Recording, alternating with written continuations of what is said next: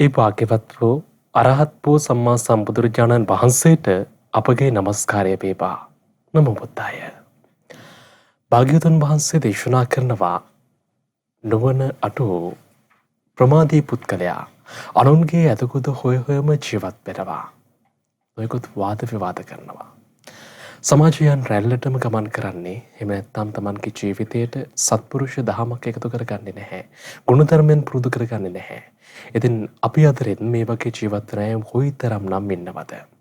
අපිට වාසනාවකට අපේ ජීවිතයේ කළ පිනකට සංසාරේ කළ පිනකට අවස්ථාව ලැබුණා ධර්මයත් එක්ක ජීවත් වෙන්න. උතුම් ධර්මය සත්පුරුෂයන් වහන්සේලාගෙන් ජීවිතයට එකතු කරගන්න අපි පින්වන්ත වුණා. ඉතින් මේ උතුම් ලාභය මෙපමණයි කියන්න බැරි භාග්‍යයක්මයි. ඒ උතුම් භාග්යෙන් අපේ ජීවිතවලට පිහිට පිළිසරණ එකතු කරගන්න. ඔබේ ජීවිතයට සනාතන රැකවරණය සලසන්න.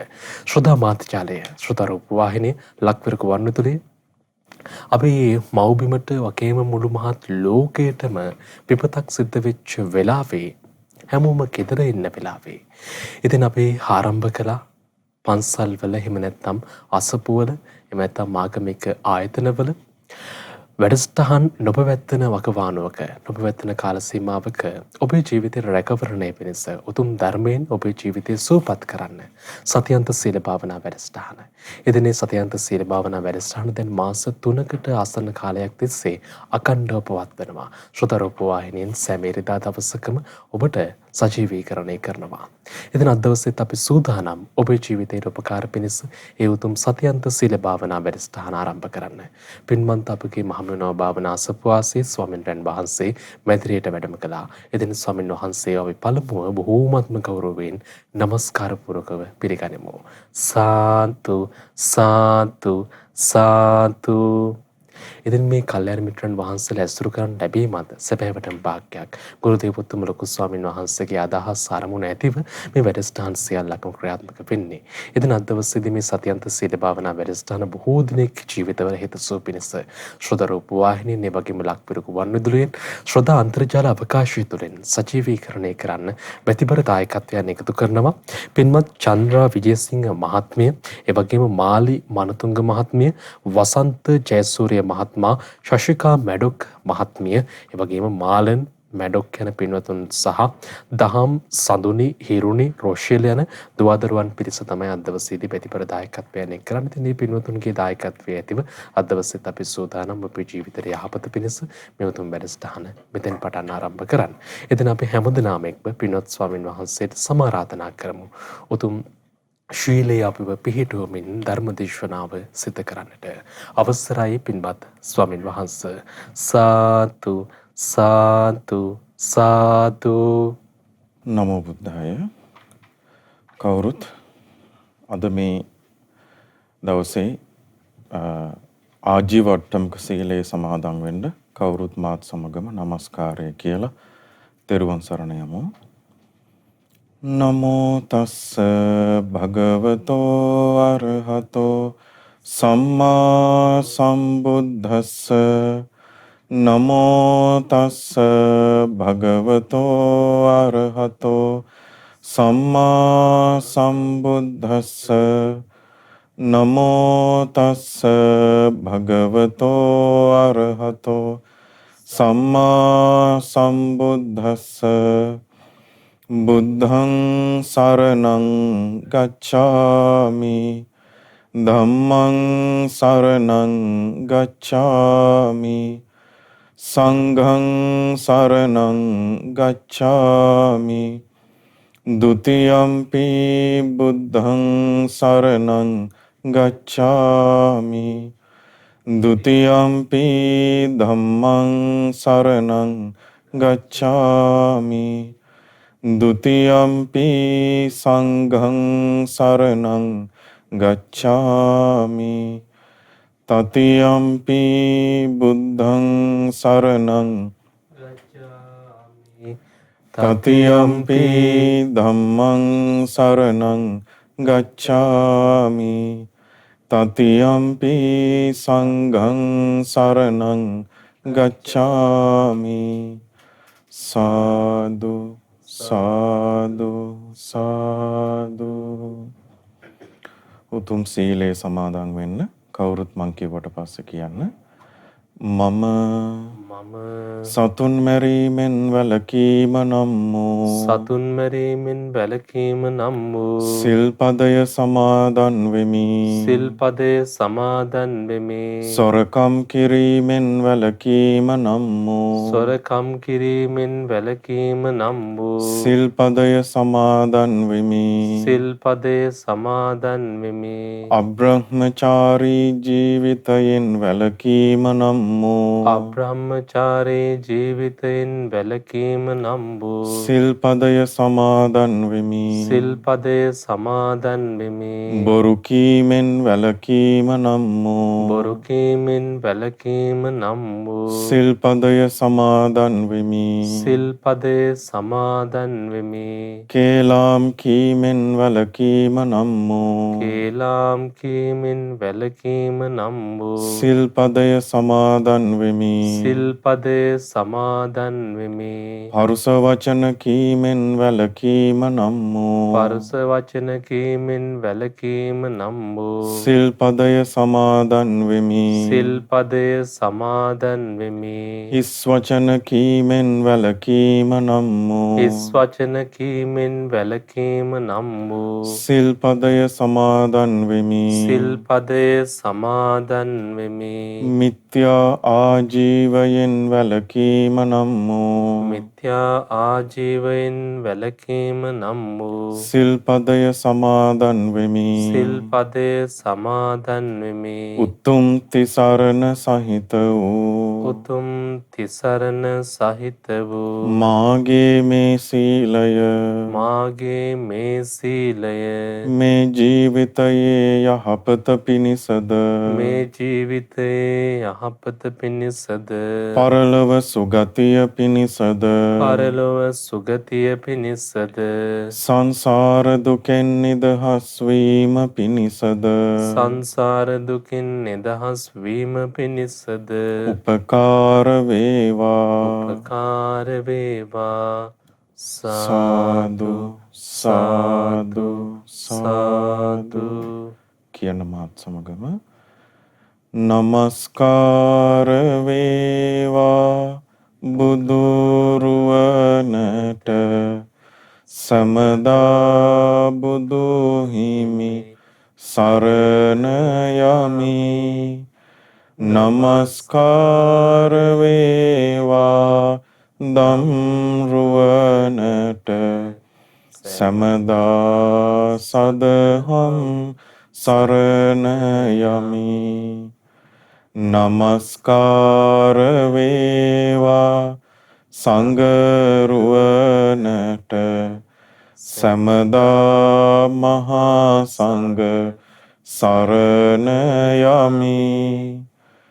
නමස්කාර වේවා තුනුරුවනට සමදා තිසරණ සරණ යමි.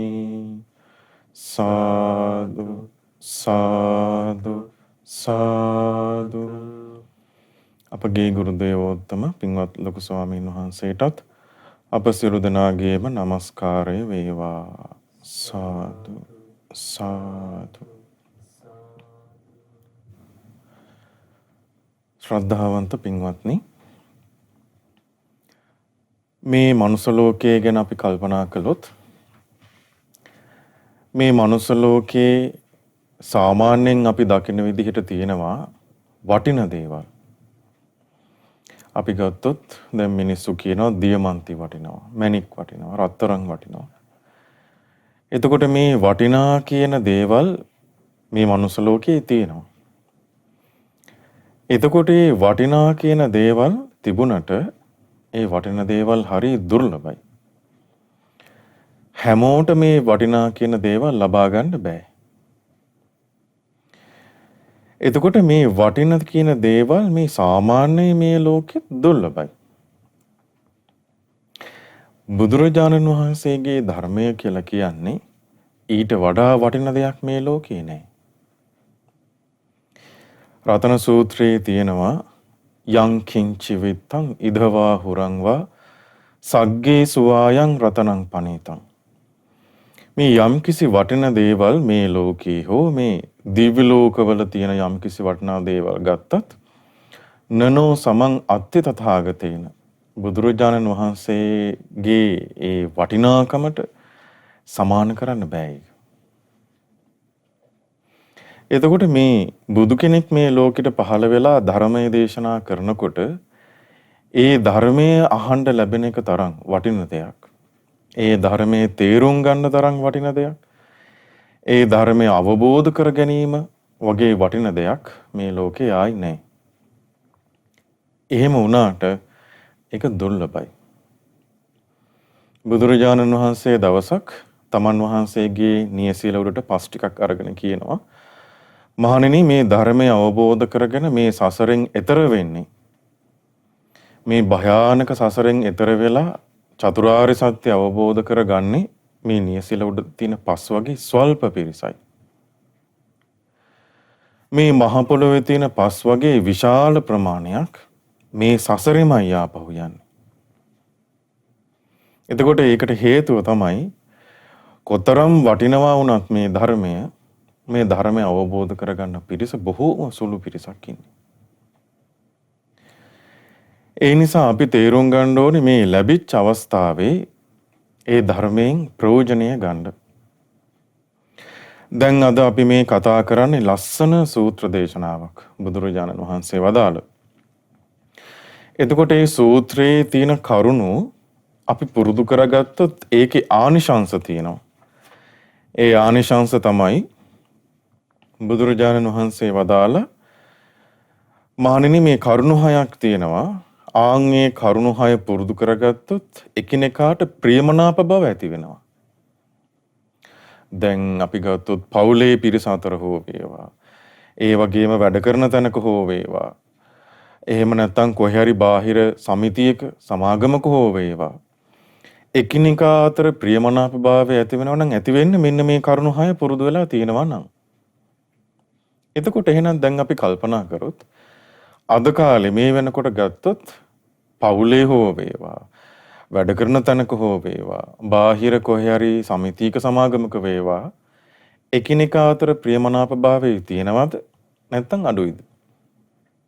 දැන් අපි ගත්තොත් එකිනෙකා අතර ප්‍රියමනාප භාවය අඩුයි. එතකොට එහෙනම් තේරෙනවා මේ කියන කරුණු පුරුදු කරගත්ත පිරිස අද කාලේ අඩුයි.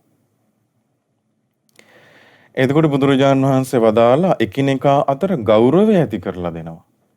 එතකොට පවුලක හෝ වේවා, එහෙම නැත්නම් තමන් වැඩ කරන තැන, බාහිර කොහේ හරි තැනක හෝ එකිනෙකා ගෞරවයෙන් වාසය කරනවා නම්, ගිහි සමාජයේ හෝ වේවා, පැවිදි සමාජයේ හෝ වේවා, එකිනෙකා අතර ගෞරවයෙන් වාසය කරනවා නම් මෙන්න මේ කරුණු හයේ ප්‍රතිඵලයක් ඒක. ඒ වගේම යහපත ඇති කරලා දෙනවා, වාද හටගන්නේ නැහැ. එතකොට මේ කරුණු හයේ ප්‍රතිඵලයක් තමයි එකිනෙකා අතර වාද විවාද හටගන්නේ නැහැ. දැන් අද කාලේ ගත්තොත් සමාජයේ ගෙදර වුණත්, දැන් ගෙදර ඉන්නේ අම්මා තාත්තා දරුවෝ, මේ ඥාති පිරිසක් නේ ඉන්නේ. එතකොට මේ එකිනෙකා අතර වාද හටගන්නේ නැද්ද? විවාද හටගන්නේ නැද්ද? එතකොට ඒකට හේතුව මේ කරුණු දුර්ලභයි කියලා මතක තියාගන්න. මේ කරුණු පුරුදු කරන පිටස දුර්ලභයි අද කාලේ. ඒ වගේම බුදුරජාණන් වහන්සේ වදාළ සමගිය ඇති කරලා එකිනෙකා සමග එකට වාසය කිරීම සලසලා දෙනවා මෙන්න මේ කරුණ වලින්. ඒතර අද කාලේ ගත්තොත් එහෙම සමාජයේ බොහෝම දුර්ලභ එකක් නේ. දකින්න ලැබෙන්නේ බොහොම කලාතුරකින් නේ. ඒ නිසා අපි තේරුම් ගන්න ඕනේ මෙන්න මේ කරුණු අද වෙනකොට බොහෝමයක් මිනිස්සුන්ගෙන් ඈත් වෙලා තියෙන්නේ. ඒ ඈත් වෙන නිසා තමයි පවුලේ අතර වාද විවාද හට ගන්නවා. ඒ වගේම වැඩ කරන තැන වාද විවාද හට ගන්නවා. අනිකුත් සමිති සමාගම් වල වාද විවාද හට ගන්නවා. සමහරකට ආගමික ස්ථානවල වාද විවාද හට ගන්නවා. හේතුව මෙන්න මේ කරුණු අපෙන් දුරස් වෙලා දැන්. මිනිස්සයා අතරින් දුරස් වෙලා. එතකොට බුදුරජාණන් වහන්සේ වදාලා ඔය නිගණ්ඨනාථ පුත්‍ර ගැන නිගණ්ඨනාථ පුත්‍ර ධර්මයේ කියද්දිම එයාගේ ධර්මයේ කියද්දි එයාගේ ශ්‍රාවකයෝ නැගිටලා කියනවා. වාද විවාද හට ගන්නවා. ඒ ශ්‍රාවකයෝ කියන ඔය නිගණ්ඨනාථ පුත්‍ර කොහොම කිව්වට නිගණ්ඨනාථ පුත්‍රක දන්නේ නැහැ. අපෙන් අහන්න අපි කියලා දෙන්නම් කියනවා. ඒතර මේ වාද විවාද හට ගන්නවා. ඒ වාද විවාද හටගන්නේ මේ කරුණු 6 අපෙන් ඈත් වෙලා. එතකොට එහෙනම් දැන් මේ කරුණු 6 අපි ඉගෙන ගනිද්දි ඔබට තේරෙයි තම තමන් තේරුම් ගන්න ඕනේ අපි කොච්චර දුරට මේවෙන් ඈත් වෙලාද කියලා. ඉතින් මේ සූත්‍රයේ බුදුරජාන් වහන්සේ දේශනා කරන්න හේතු වෙච්ච කාරණාවකුත් තියෙනවා. මේ සූත්‍රේ නම කෝසම්බිය සූත්‍රය. මජ්ක්‍ධිම නිකායේ එක කියන පොත් වහන්සේගේ තමයි මේ සූත්‍රය තියෙන්නේ. කොසඹෑ නුවරදී භාග්‍යතුන් වහන්සේ වදාළ දේශනාව. දැන් කොසඹෑ නුවර කියද්දිම ඔබට මතක් වෙන්නේ මොකද්ද? සමහරක් ඔබට මතක ඇති. කොසඹෑ නුවර භික්ෂුන් වහන්සේලා පිරිස් දෙකක් අතර ගැටුමක් හටගත්තා. මේ බුදුරජාණන් වහන්සේ කාලේ මේ කියන්නේ. බුදුරජාණන් වහන්සේ පිරිනුවන් පාලා ඉවුණාට පස්සේ නෙමෙයි මේ කියන්නේ. බුදුරජාණන් වහන්සේ වැඩ සිටින්දී. එතකොට මේ වැඩ සිටින කාලෙම මේ කොසඹෑ නුවර ප්‍රශ්නේ තමයි භික්ෂුන් වහන්සේලා දෙපිරිසක් අතර මේ බහින්බස් වීම ගැටුමක් ඇති වුණා. ඒකට හේතුනේ බුදුරජාණන් වහන්සේ ශික්ෂාපදයක් පනවලා තියෙනවා භික්ෂුන් වහන්සේලාට වැසිකිළියට යද්දි වතුර අරන් යද්දි ඒ වතුර ඉතුරු කරන්න එපා ඒ භාජනෙ. ඉතින් ඒ ආවාසයේ ඒ කාලේ වැඩ හිටියා ධර්මදර භික්ෂුවකුයි විනයදර භික්ෂුවකුයි. ඒතර ධර්මදර කියලා කියන්නේ ධර්මයේ කටපාඩම්. විනයදර කියලා කියන්නේ විනය කටපාඩම්. ඔන්න හිටපු භික්ෂුන් දෙනවා. ඒතර ධර්මදර භික්ෂුවගේ අතින් මේ ධර්මදර භික්ෂුවගේ අතින් තමයි මේක උනේ. ඊට පස්සේ වැසිකිළියට ගියා විනයදර භික්ෂුව දැක්කා. වතුර ඉතුරු කරලා. ඔන්න චෝදනා කළා ඔබ වහන්සේ මේ ශික්ෂාපදයක් කරුණා කියලා. එතකොට මේක තමයි ප්‍රශ්නේ. මේ වතුර ටිකක් ඉතුරු වෙච්ච එක. එතකොට මේ ප්‍රශ්نين ඒ ස්වාමීන් වහන්සේලාට හිතවත් භික්ෂුන් වහන්සේලා ඒ ස්වාමීන් වහන්සේලාට එකතු වෙලා විශාල ප්‍රශ්නයක් හටගත්තා. අන්තිමට බුදුරජාණන් වහන්සේට එක භික්ෂුවක් ආරාධනා කළා ස්වාමීනි කොසඹෑ නුවර භික්ෂුන් වහන්සේලා දෙපිරිසක් අතර මෙහෙම බහින්බස් වීමක් හට අරන් තිනවා. අඩදබර වීමක් හට අරන් තිනවා. අනේ ස්වාමීනි උන්වහන්සේලා මේ එකිනෙකාට වචන නැමැති ආයුධ වලින් විද ගන්නවා. එකිනෙකා ප්‍රශ්න තේරුම් ගන්න උත්සාහ කරන්නේ නැහැ. අනේ භාගතුන් වහන්සේ මේ කාරණාව විසඳලා දෙන්න කියලා ඔන්න එක භික්ෂුවක් ආරාධනා කළා බුදුරජාණන් වහන්සේට. එතකොට බුදුරජාණන් වහන්සේ එක්තරා භික්ෂුවට කතා කරලා කිව්වා භික්ෂුව අර කොසඹෑ නුවර ඉන්න භික්ෂුන් වහන්සේලාට දැන් පොඩ්ඩක් එන්න කියන්න. මාව මුණ ගැහෙන්න. ඔන්න එතකොට ඒ ප්‍රශ්නෙට මුල් වෙච්ච භික්ෂුන් වහන්සේලා අපගේ බුදුරජාණන් වහන්සේ මුණ ගැහෙන්න වැඩියා. වැඩපු වෙලාවේ බුදුරජාණන් වහන්සේ අහනවා ඇත්තද මහණෙනි මට මේ ආරංචි වුණා ඔබලා මෙහෙම මේ ප්‍රශ්නයක් මුල් කරගෙන අඩදඹර වීමක් හටගත්තා. කවුරුත් ඒක විසඳන්න උත්සාහ කරන්නේ නැහැ. වචන නැමැති ආයුධ වලින් එකිනෙකා විද ගන්නවා. මේක මේ සංසිඳන විදියට කවුරුත් කටයුතු කරේ නැහැ කියලා කියන්නේ ඇත්තද කියලා. මේ ස්වාමීන් වහන්සේලා වදාළ කිව්වා එහෙමයි භාගතුන් වහන්සේ.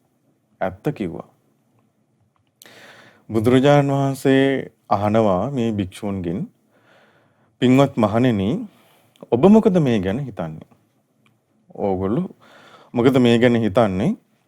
ඔබ යම් දවසක රණ්ඩු කරමින්, දබර කරමින්, විවාද කරමින් එකිනෙකාට වචන නැමැති ආයුධ වලින් විදගනිමින් හිටියොත් අන් ඒ වෙලාවේ මේ අඩදබර කර ඉන්න වෙලාවක තමන් ඉදිරියේ ඉන්න හෝ තමන් ඉදිරියේ නැති තමන් එකට වාසය කරන භික්ෂුන් ඉන්නවනේ. ඒතකොට ඉදිරියේ ඉන්නත් පුළුවන්, ඉදිරියේ ඉන්න නැති වෙන්නත් පුළුවන්. ඒ සබ්‍රහ්මචාරීන් වහන්සේලා ගැන මෛත්‍රී සහගත කාය කර්මවල පිහිටා දෙන්නේ. මෛත්‍රී සහගත කාය කර්මවල පිහිටාද ඉන්නේ මේ වෙලාවේ කියලා බුදුරජාණන් වහන්සේ ඇහුවා.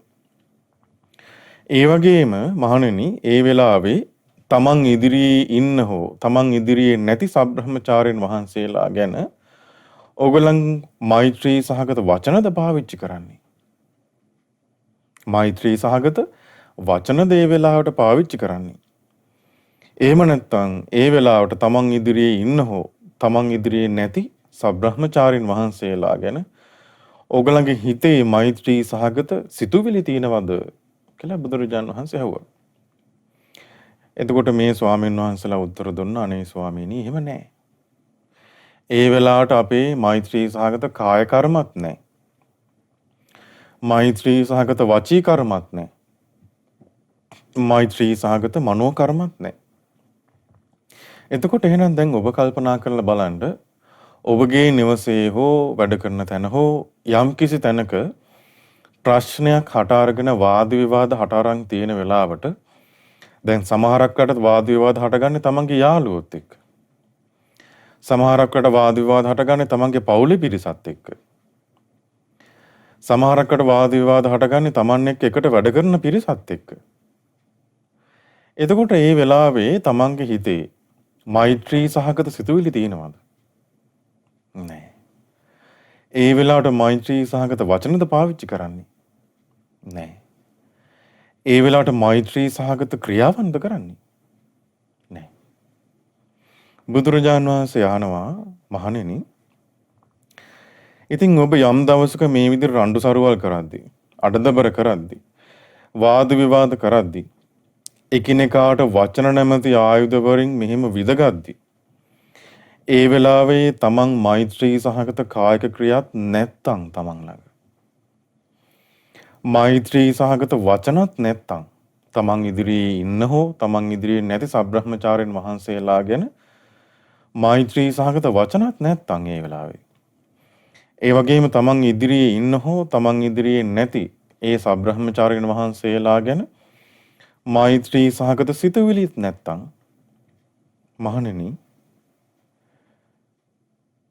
අසවල් දෙයකටද අසවල් දෙයක් දකිමින් කුමක් දකිමින්ද කුමක් දැනගෙනද කුමක් දැකගෙනද මේ රණ්ඩු සරුවල් කරන්නේ මොකටද?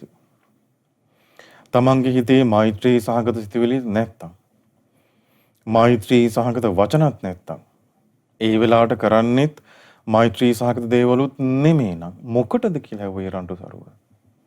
මොකක් පිණිසද කියලා ඔය රණ්ඩු සරුවල් කරන්නේ?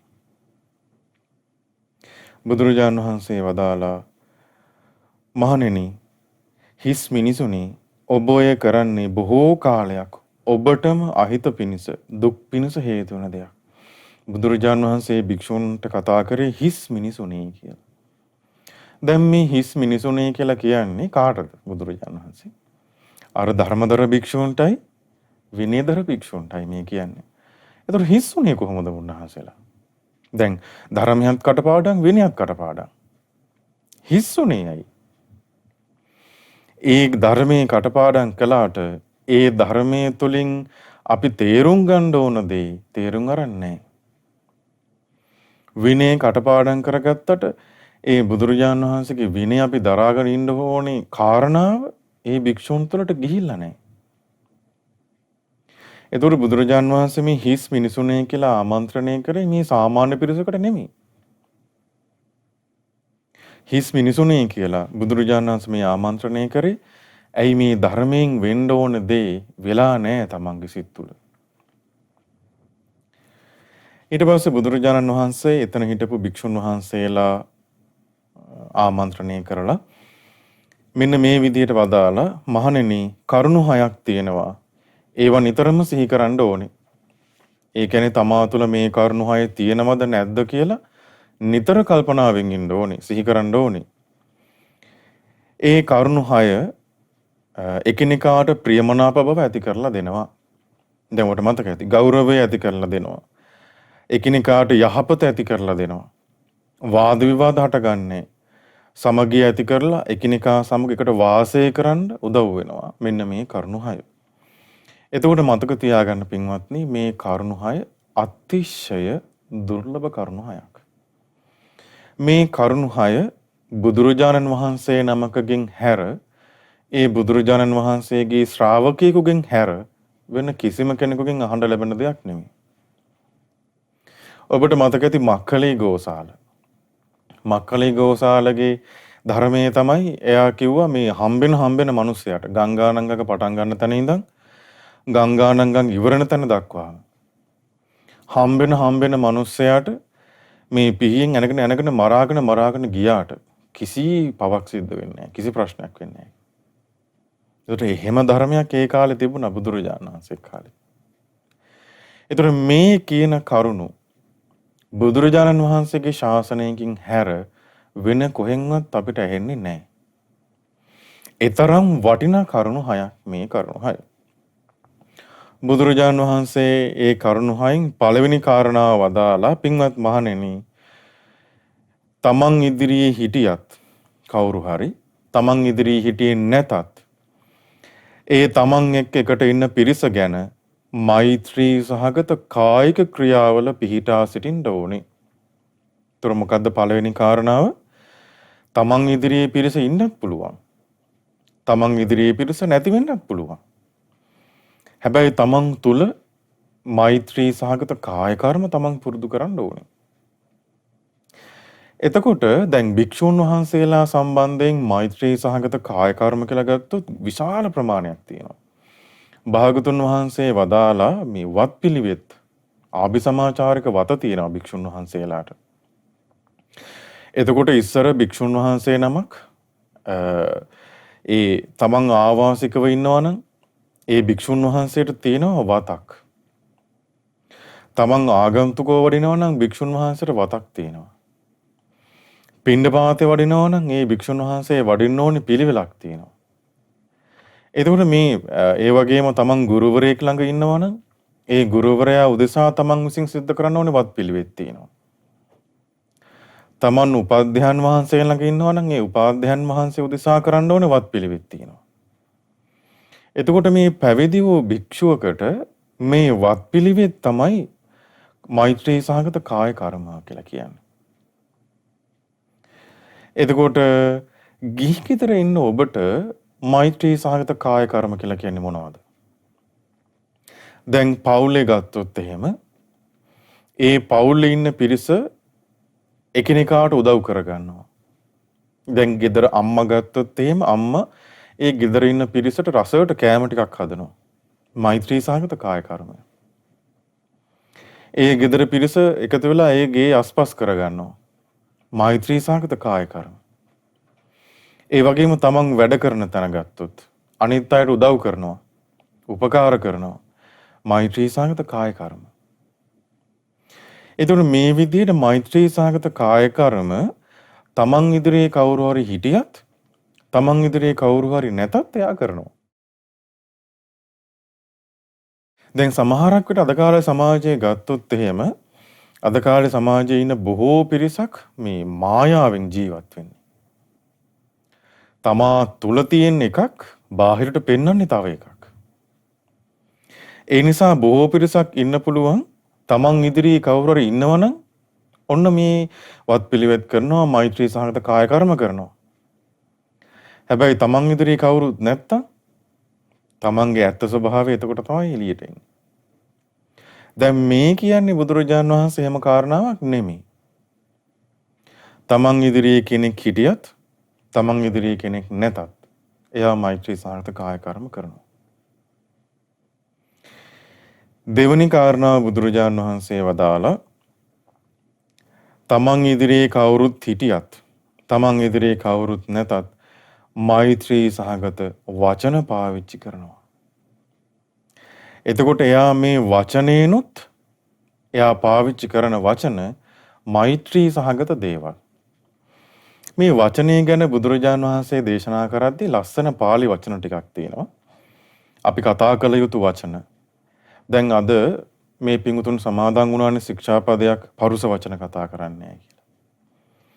එතකොට පරුස වචනයක් නොවන වචන තමයි ප්‍රේමනීය ප්‍රේමනීය වචන කතා කරනවා. හදයංගම හෘදයාංගම කන්න ලෝම මේ කනට අහන්න මිහිරි වචන කතා කරනවා. එතකොට මේ වචන වලින් ගැටීමක් ඇති වෙන්නේ නැහැ පිරිස අතර. මෛත්‍රී සහගත වචන ඒවා. දැන් අපි ගත්තොත් එහෙම බොහෝ වෙලාවට අපි එදිනෙදා ගත කරද්දි ගෙදර හෝ වේවා, තමන් වැඩ කරන තැන හෝ වේවා, වෙන කොහේ හරි අපි විශේෂයෙන් කරන දෙයක් නෙමේ කාත් එක්ක හරි කතා කරන එක. එතකොට ඒ කතා කරන දේවල් තුල තියෙන්න ඕනේ මෛත්‍රී සහගත දේවල්. එතකොට ඒ කතා කරන දේවල් වල තියෙන්න ඕනේ තව කෙනෙක් එක්ක ගැටෙන දෙයක් නෙමෙයි. මෛත්‍රී සහගත වචන කතා කරන්න ඕනේ. ඒ කියන්නේ තමා ඉදිරියේ හිටියත් නැතත්. දැන් සමහරක් වෙලාවට අපි ඔන්න තමා ඉදිරියේ ඉන්නකොට ලස්සනට චාටුවට කතා බස් කරනවා. තමා ඉදිරියේ නැත්තම් හොඳට බයිනවා. අපෝ මතක් කරන්න එපා කියනවා ඒ කෙනාව. ඒතර බුදුරජාන් වහන්සේ මේ කාරණාවෙන් මේ කියලා දෙන්නේ එහෙම දෙයක් නෙමෙයි. බුදුරජාන් වහන්සේ වදාළේ තමා ඉදිරියේ හිටියත් තමා ඉදිරියේ නැතත් එයා කතා කරන දේ යමක්ද එයා කතා කරන්නේ මෛත්‍රී සහගත වචන. දැන් මේකෙදි මේ ඉස්සර වේපචිත්ති කියලා අපි අහලා තියෙනවානේ අසුර රජ කෙනෙක් හිටියා. ඒ වගේ අපි දන්නවා සක්‍රදේවේන්ද්‍රය. මේ දෙන්න අතර දැන් අපි දන්නවා මේ අසුර ලෝකේ දිව්‍ය ලෝකේ අතර නිතර යුද්ධ හටගත්තා. එක දවසක් මේ සුර අසුර යුද්ධයක් හටගත්තා. හැබැයි මේ යුද්ධයේ තියෙන්නේ මේ දඬු මුගුරු අරගෙන අවියාවද අරගෙන එහෙම යුද්ධයක් නෙමෙයි. මේක හරි ලස්සන යුද්ධයක්. ඒ යුද්ධයට කියපු නම තමයි සුභාසිත ජය. ඒ කියන්නේ සුන්දර දෙයක් කිව්වොත් තමයි එයාට ජයග්‍රහණය ලැබෙන්නේ. සුභාසිත දෙයක්, අර්ථවත් දෙයක්, මනා දෙයක් කිව්වොත් තමයි එයාට ජයග්‍රහණය ලැබෙන්නේ. එතකොට ඔන්න වේපචිත්ති කියන අසුර නායකයයි සක්‍රදේවේන්ද්‍රය අතර තමයි මේ සුභාසිත ජය මේ ලැබෙන්න මේ යුද්ධේ හටගත්තේ. එතකොට මෙතන අසුර පිරිසක් ඉන්නවා, දිව්‍ය පිරිසක් ඉන්නවා. එතකොට මේ දෙගොල්ලම කතා වෙලා විනිශ්චයකාරයෙක් පත් කරගත්තා. එතකොට සක්‍රදේවේන්ද්‍රය ආරාධනා කළා වේපචිත්තිට, වේපචිත්ති එහෙනම් පළවෙනි ගාථාව ඔයා කියන්න. වේපචිත්ති කියනවා ඉතින් වළක්වන්න කෙනෙක් නැත්තම් අඥාන උදවිය බොහෝ සෙයින් යුද්ධවල පැටලෙනවා. ඒ කියන්නේ දැන් අපිත් එක්ක අපි මොනවා හරි වැරදි දෙයක් කරන්න යනකොට ඒ දේ වළක්වන්න කෙනෙක් නැත්තම් අපි ළඟ සබ්‍රහ්මචාරින් වහන්සේ නමක් නැත්තම් කල්යාණ මිත්‍රයෙක් නැත්තම් අඥාන පිරිස බොහෝ සෙයින් යුද්ධවල පැටලෙනවා. වාද විවාදවල යුද්ධවල පැටලෙනවා. ඒක නිසා තමයි නුවණැත්තා දැඩි දඬුවම් දීලා හරි බාලයාව මේචල් කරන්නේ. බාලකෙනාව පාලනය කරගන්නේ දැඩි දඬුවම් දීලා හරි ආන් ඒකයි කියලා කිව්වා. එතකොට බලන්න මේ වේපචිත්ති කියපු මේ කාරණාවේ මේ ගාථාවේ දඬු මුගුරු ගැනීමක් තියෙනවා. දඬුවම් කිරීමක් තියෙනවා. ඒ නිසා තමයි නුවණැති කෙනා දැඩි දඬුවම් දීලා හරි බාලයාව පාලනය කරගන්නේ කිව්වා. මේ විදිහට වේපචිත්ති කියද්දී අසුර පිරිස මේක අනුමෝදන් වුණා. වේපචිත්ති ආරාධනා කළා සක්‍රදේවේන්ද්‍රය දැන් ඔබතුමා ගාථාවක් කියන්න. සක්‍රදේවේන්ද්‍රයා කියනවා ලස්සන ගාථාවක්. අනුන්ට කේන්ති ගිය බව දැනගෙන තමන් සිහිනුවණින් යුතුව සංසිඳෙනවා නම් තමන් එකට ඉන්න පිරිසට අපි තුම් කේන්ති ගියා. ඒ බව දැනගෙන තමන් සංසිඳෙනවා නම් සිහිනුවණින් මං හිතන්නේ බාලයාව පාලනය කරන්න ඒක තමයි හොඳම ක්‍රමය. තමන් සංසිඳලා ඉන්න එක තමයි බාලයාව පාලනය කරන්න තියෙන හොඳම ක්‍රමය. බාලයා කියලා කියන්නේ පවිතු අදහස් තියෙන පුද්ගලයෙක්. එතකොට ඒ වගේ මේ කේන්ති අරගෙන වෛර කරගෙන එන මේ බාලයාව පාලනය කරන්න තියෙන හොඳම ක්‍රමය තමයි තමන් සංසිඳන එක කියලා ඔන්න සක්‍රදේවේන්ද්‍රයා වදාලා. එතකොට දිව්‍ය පිරිස බොහෝ සතුටු වුණා. දැන් මේ මොනවද මේ දෙන්නම කතා කරන්නේ වචන. එතකොට සක්‍රදේවේන්ද්‍රයා කියන වචන තුල දඬුමුගුරු ගැනීමක්, දඬුවම් කිරීමක් නැහැ. ඊට පස්සේ ඔන්න වේපචිත්ති ආපහු ගාතාවක් කියනවා. සක්දෙවිඳුනි ඔයා ඔය කියන ඉවසීම ගැන මං එක්තරා වරදක් දකිනවා. දැන් බලන්න මේ වේපචිත්ති කියන කතාව. ඔයා ඔය සංසිඳනවා ඉවසෙනවා කියලා කිව්වට ඕකේ එක්තරා වරදක් මම දකිනවා. යම් විටක ඉවසනකොට මෝඩ කෙනා හිතන්නේ මෙයා මේ මට බයෙන් ඉවසනවා කියලා. ඇත්තනේ. දැන් අද කාලේ සමාජයේ අපි කතා කරොත් එimhe ඉවසන්න කියලා කිව්වොත් අනේ ස්වාමීන් වහන්සේ මේ එතකොට තවත් කේන්ති අරන් අපිටමයි බයින්නේ. අපිටමයි මේ ඔළුවට අත හොදන්න එන්නේ එතකොට කියනවා. තවත් ඉවසගෙන හිටියොත්. එතකොට මේ වේපචිත්තෙත් කියන්නේ ඒ කාරණාව. වේපචිත්ති කියනවා එහෙම ඉවසගෙන ඉන්නකොට හැබැයි කවුද එහෙම හිතන්නේ? මෝඩයා හිතන්නේ. මෝඩ කෙනා හිතන්නේ මෙයා මේ ඉවසගෙන ඉන්නේ මට බයෙන්. පැනලා දුවන ගවයෙක්ව යට කරගෙන ගව රංචුවක් දුවනවා වගේ අඥාන කෙනා ඉවසන කෙනාවම යට කරගෙන යනවා. එතකොට ඉවසන කෙනාවම යට කරගෙන යනවා කියලා වේපචිත්ති දැන් ගාථාවේ කිව්වා. එතකොට අසුර පිරිස මේ වේපචිත්ති කියපු කාරණාව අනුමෝදන් වුණා. සක්‍ර දේවේන්ද්‍රයා කියනවා මෙයා මේ ඉවසන්නේ මට බයෙන් කියලා කෙනෙක් හිතුවට කමක් නැහැ. මේ ඉවසන්නේ මට බයෙන් කියලා කෙනෙක් හිතුවට ප්‍රශ්නයක් නැහැ. එහෙම හිතුවේ නැතත් කමක් නැහැ. උතුම් යහපත නම් තමා තුළ යහපත් ගුණධර්ම ඇති කර ගැනීමයි. අපිට වටින්නේ අපි තුළ ගුණධර්ම ඇති කරගන්න එක. ඉවසීමට වඩා උතුම් දෙයක් නැහැ. මේ තමන් තුළ සංසිඳිලා ඉවසගෙන ඉන්නවට වඩා උතුම් දෙයක් මේ ලෝකේ නැහැ. ඒ වගේම සක්‍ර දේවේන්ද්‍රයා තවදුරටත් ගාථා කියාගෙන ගියා මෙහිම. යම් කෙනෙක් අතිශයින්ම බලවත්ව ඉඳගෙන හොඳට ශක්ති සම්පන්නව ඉඳගෙන දුර්වල කෙනෙකුගේ නිନ୍ଦා අපහාස ඉවසනවා නම් දැන් අපි හිතමු එයාට ගහ ගන්න ඕන නම් ගහ ගන්න කාය ශක්ති බලය තියෙනවා. හැබැයි මේ කේන්ති අරගෙන මොනව හරි Tamanට කියනකොට එච්චර බලය ශක්තිය තියෙද්දිත් එයා ඉවසනවා නම් ඒ නිନ୍ଦා අපහාස ඉවසගෙන ඉන්නවා නම් ඒක තමයි ලොකුම ඉවසීම. බැරි කෙනා හැමතිස්සෙම කොහොමවත් ඉවසනවනේ. දැන් අපිට කාය ශක්තිය නැත්තම් කවුරුත් මොනව කිව්වත් අපි ඉවසගෙන ඉන්නවා. හැබැයි ශක්තිය බලය තියෙද්දී කවුරු හරි මොනවා හරි කියද්දි ඉවසගෙන ඉන්නවා නම් ආන් ඒක තමයි ඉවසීම, ලොකුම ඉවසීම කියලා සක්‍ර දේවේන්ද්‍රයා කිව්වා. දැන් අපි හිතමු අද සමාජයේ ශක්ති සම්පන්න කෙනෙක් ඉන්නවා කියලා. එයා හැම වෙලාවෙම හිතන්නේ හරි මට කවුරු හරි ගහන්න આવොත් මමත් ගහන්න ඕනේ. ඉවසන්නේ නැහනේ. ඒක නෙමෙයි ශක්ති සම්පන්නකම කියලා කියන්නේ. පෞරුෂය කියලා කියන්නේ ඒක නෙමෙයි. පිරිමිකම කියලා කියන්නේ ඒක නෙමෙයි. මොකද ඒ වගේ තමන් ශක්ති සම්පන්න නම් තමන්ට ඕනලා ගහ ගන්න පුළුවන්. හැබැයි තමන් කොච්චර ශක්ති සම්පන්න වුණත් ඉවසන එකයි අමාරු. සක්‍ර දේවේන්ද්‍රයා කියනවා යම් අඥානයෙකුගේ බලයක් තියනවාද ඒකට බලය කියලා කිව්වට එතන බලයක් නැහැ.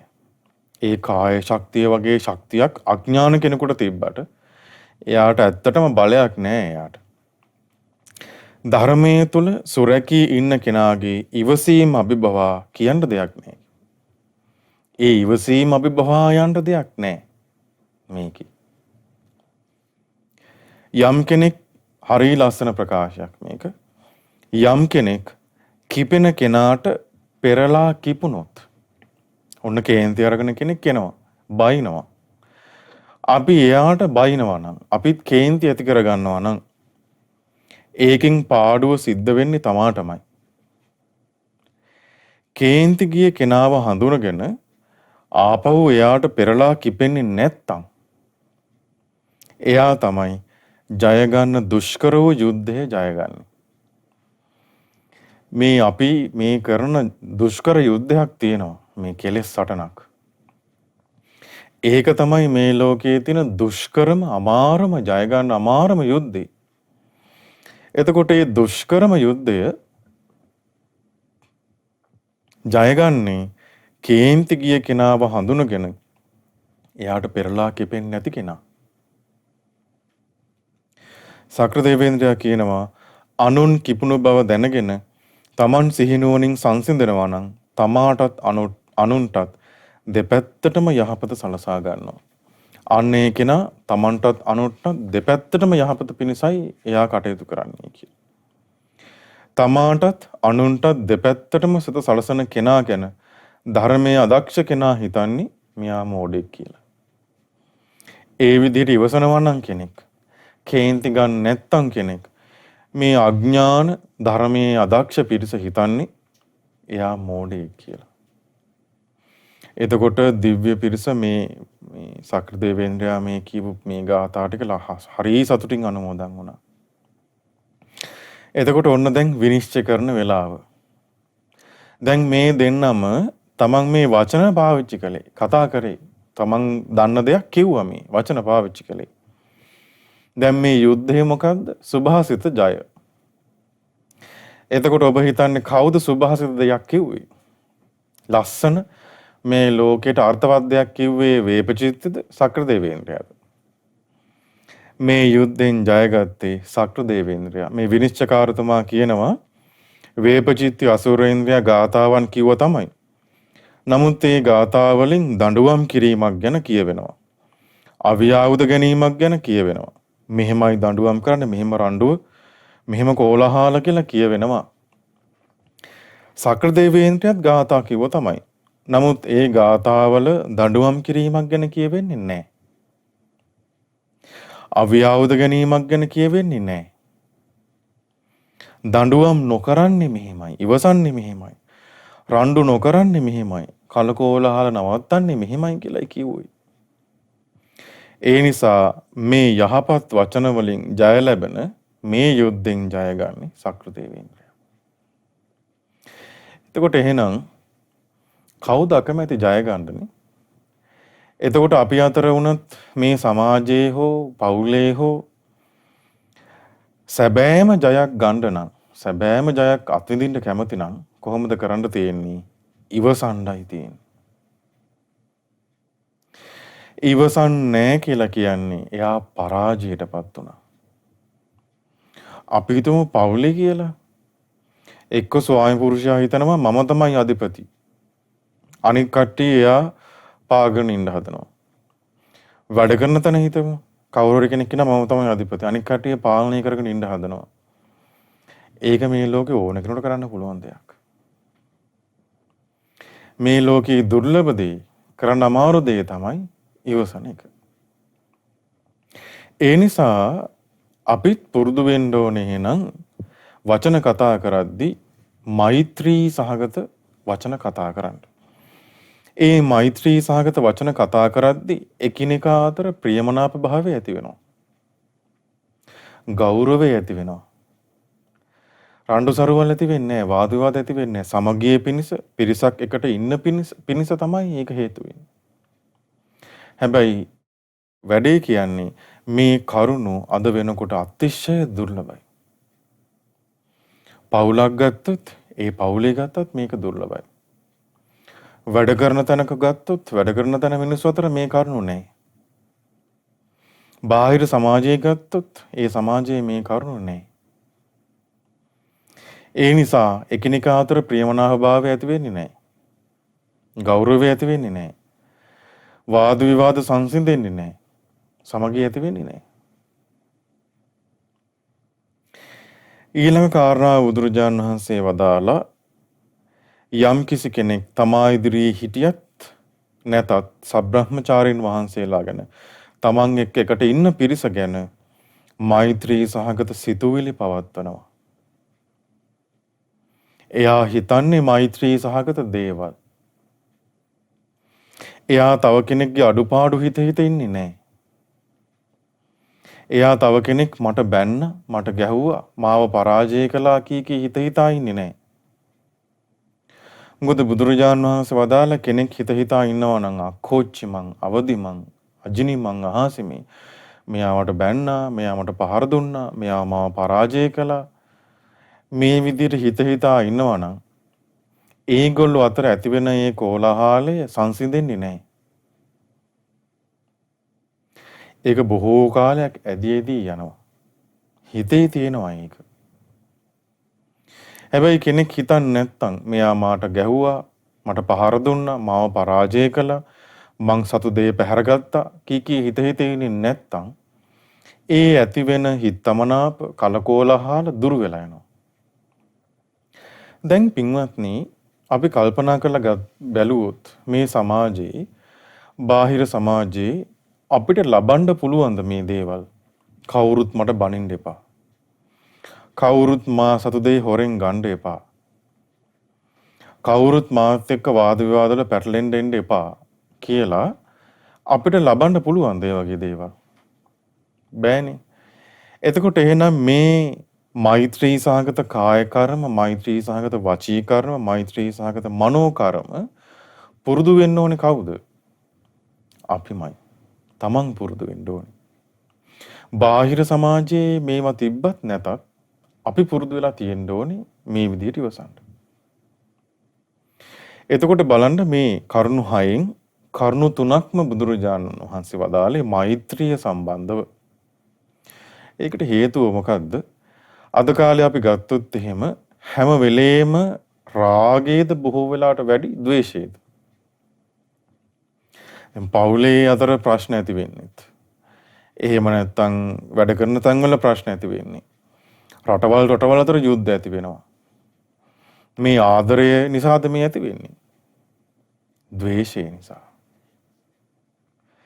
එතකොට මේ ද්වේෂය කියලා කියන්නේ ලොකු ප්‍රශ්නයක්.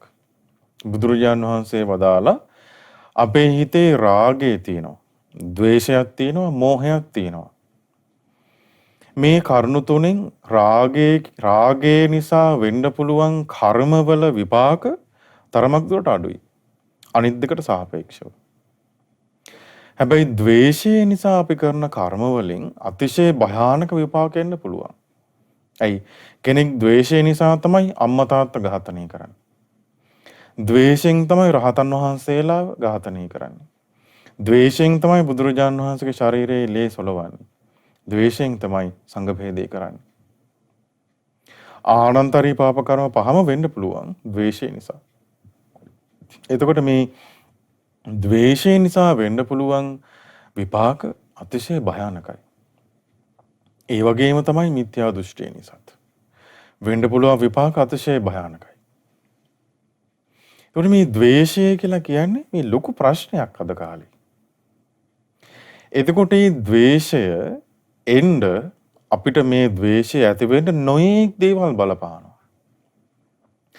දැන් සමහරක් වෙලාවට අපි කේන්ති ගන්නවා අසවල් කෙනා මට මෙහෙම දෙයක් කළා. අතීතේ දැන් ඔන්න අපි කාලයකට පස්සේ ඔන්න කෙනෙක්ව දකිනවා. දැක්කහම මතක් වෙන්නේ මෙයා තමයි මට අසවල් දෙය කරේ. ඔන්න යම්කිසි කෙනෙක් මේ කාලේ අද කාලේ වර්තමානයේ Tamanට මොකක් හරි අහපත පිණිස පවතින දෙයක් කරනවා. අකමැති දෙයක් කරනවා. මට මේ දේ කරනවනේ මෙයා කියලා කේන්ති ගන්නවා. දැන් මෙහෙම හිටියට අනාගතේ මෙයා මට මෙහෙම කරයි කියලා අනාගතේ ආරම්භයත් කේන්ති ගන්නවා. ඒතර මේ විදිහට අපිට කේන්ති එන්න පුළුවන් එකිනෙකාගේ හිතවලට. ඔබ හිතන්නේ එච්චරද? වෙන ක්‍රම නැද්ද Tamanට කේන්ති එන්න?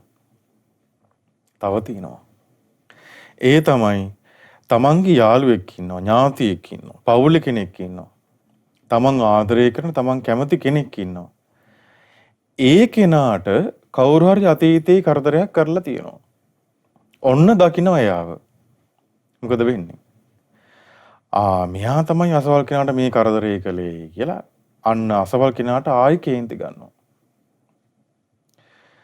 එහෙම නැත්නම් තමන් ආදරය කරන, තමන් කැමති කෙනෙකුට කරදර කරනවා කෙනෙක් වර්තමානයේ කේන්ති ගන්නවා. අනාගතේ කරදර කරයි කියලා කේන්ති ගන්නවා. ඒ විතරකුත් නෙමෙයි, තමන් අකමැති කෙනෙක් ඉන්නවා. ඒ අකමැති කෙනාට කවුරු උදව් කරනවා. කේන්ති යන්නේ නැද්ද? ඒත් කේන්ති යනවා. එතකොට මේ විදිහට මේ සමාජයේ ගත්තොත් අපේ හිතට කේන්ති එන ක්‍රම ඕන තරම් තියෙන්න පුළුවන්. හැබැයි දක්ෂ කෙනා කවුද? ඒ එන කේන්තිය දුරු කරන කෙනා තමයි දක්ෂ. එතකොට ඒ එන කේන්තිය දුරු කරන්න නම් අපි ඒක දුරු කරන්න ඕනි කොහොමද කියලා දැනගෙන ඉන්න ඕනි. මොකද දන්නේ නැත්නම් අපිට ඒ කේන්තිය දුරු කරන්න බෑ. බුදුරජාණන් වහන්සේ ලස්සනට දේශනා කළා තමන්ගේ හිතට එන කේන්තිය දුරු කරන්න ඕනේ කොහොමද? දැන් මේ විදිහට අපිට කරදර කරා කියලා හෝ තව කෙනෙකුට කරදර කළා කියලා හෝ අපිට කේන්ති යන්නේ සමහරක් වෙලාවට ඒ කේන්ති යන පිරිසගේ කායික ක්‍රියා තියෙනවා හොඳ දේවල් කරනවා. සමහරක් වෙලාවට එයා සිල් ගන්නවා. උදව් පදව් කරනවා අනිත් අයට. කායික ක්‍රියා හොඳයි. හැබැයි වචනේ අපිරිසිදුයි. කතා කරන්න ගත්තොත් ද්වේෂය සහගත දෙයක්මයි කියන්නේ. වචනේ අපිරිසිදුයි. හැබැයි මෙයාගේ හොඳ දෙයක් තියෙනවා. මොකද්ද? කායික ක්‍රියා පිරිසිදුයි.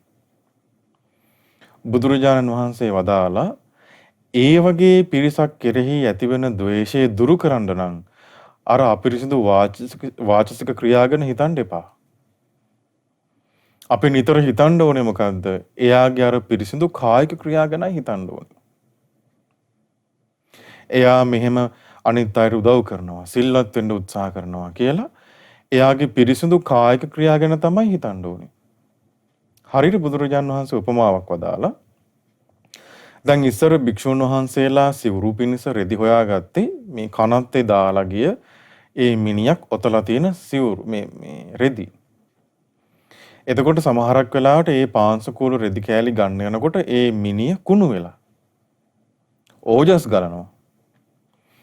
එතකොට මේ භික්ෂුන් වහන්සේලා මොකද කරන්නේ? කකුලේ එක මහපට ඇඟිල්ලකින් අර නරක කෑල්ල තද කරලා අනෙක් කකුලේ මහපට ඇඟිල්ලෙන් අර හොඳ කෑල්ල ඉරලා ගන්නවා. ඒතර ජරා කොටස අයින් කරලා හොඳ කොටස ගත්තා. ඒ වගේ බුදුරජාන් වහන්සේ වදාලා අර අපිරිසිදු වාචසික ක්‍රියා ගැන හිතන්න එපා. ඒක අයින් කරලා දාන්න. ඒ ගැන හිතන්න එපා. හැබැයි ඒ කෙනාගේ පිරිසිදු කායික ක්‍රියා ගැන හිතන්න. එතකොට පින්වත්නි මේ අකුසල් අපිට බලවත් කොච්චරද කියන්නේ අපිට සිහිපත් වෙන්නෙම නරක පැත්තනේ. එතකොට ඒ නරක පැත්ත සිහි නොකර හොඳ පැත්ත සිහි කරන්න තරම් බලයක් තියෙන්න ඕනේ අපිට. ශක්තියක්, වීරියක් තියෙන්න ඕනේ අපිට. ඊළඟට බුදුරජාණන් වහන්සේ වදාලා කෙනෙක් ඉන්න පුළුවන් වචනය හරි හොඳයි. කතා කරන දේවල් හොඳයි. හැබැයි කායික ක්‍රියා අපිරිසිදුයි. දුසිල්වත්, සත්තු මරනවා, හොරකම් කරනවා, වැරදි කාම සේවනයේ යෙදෙනවා.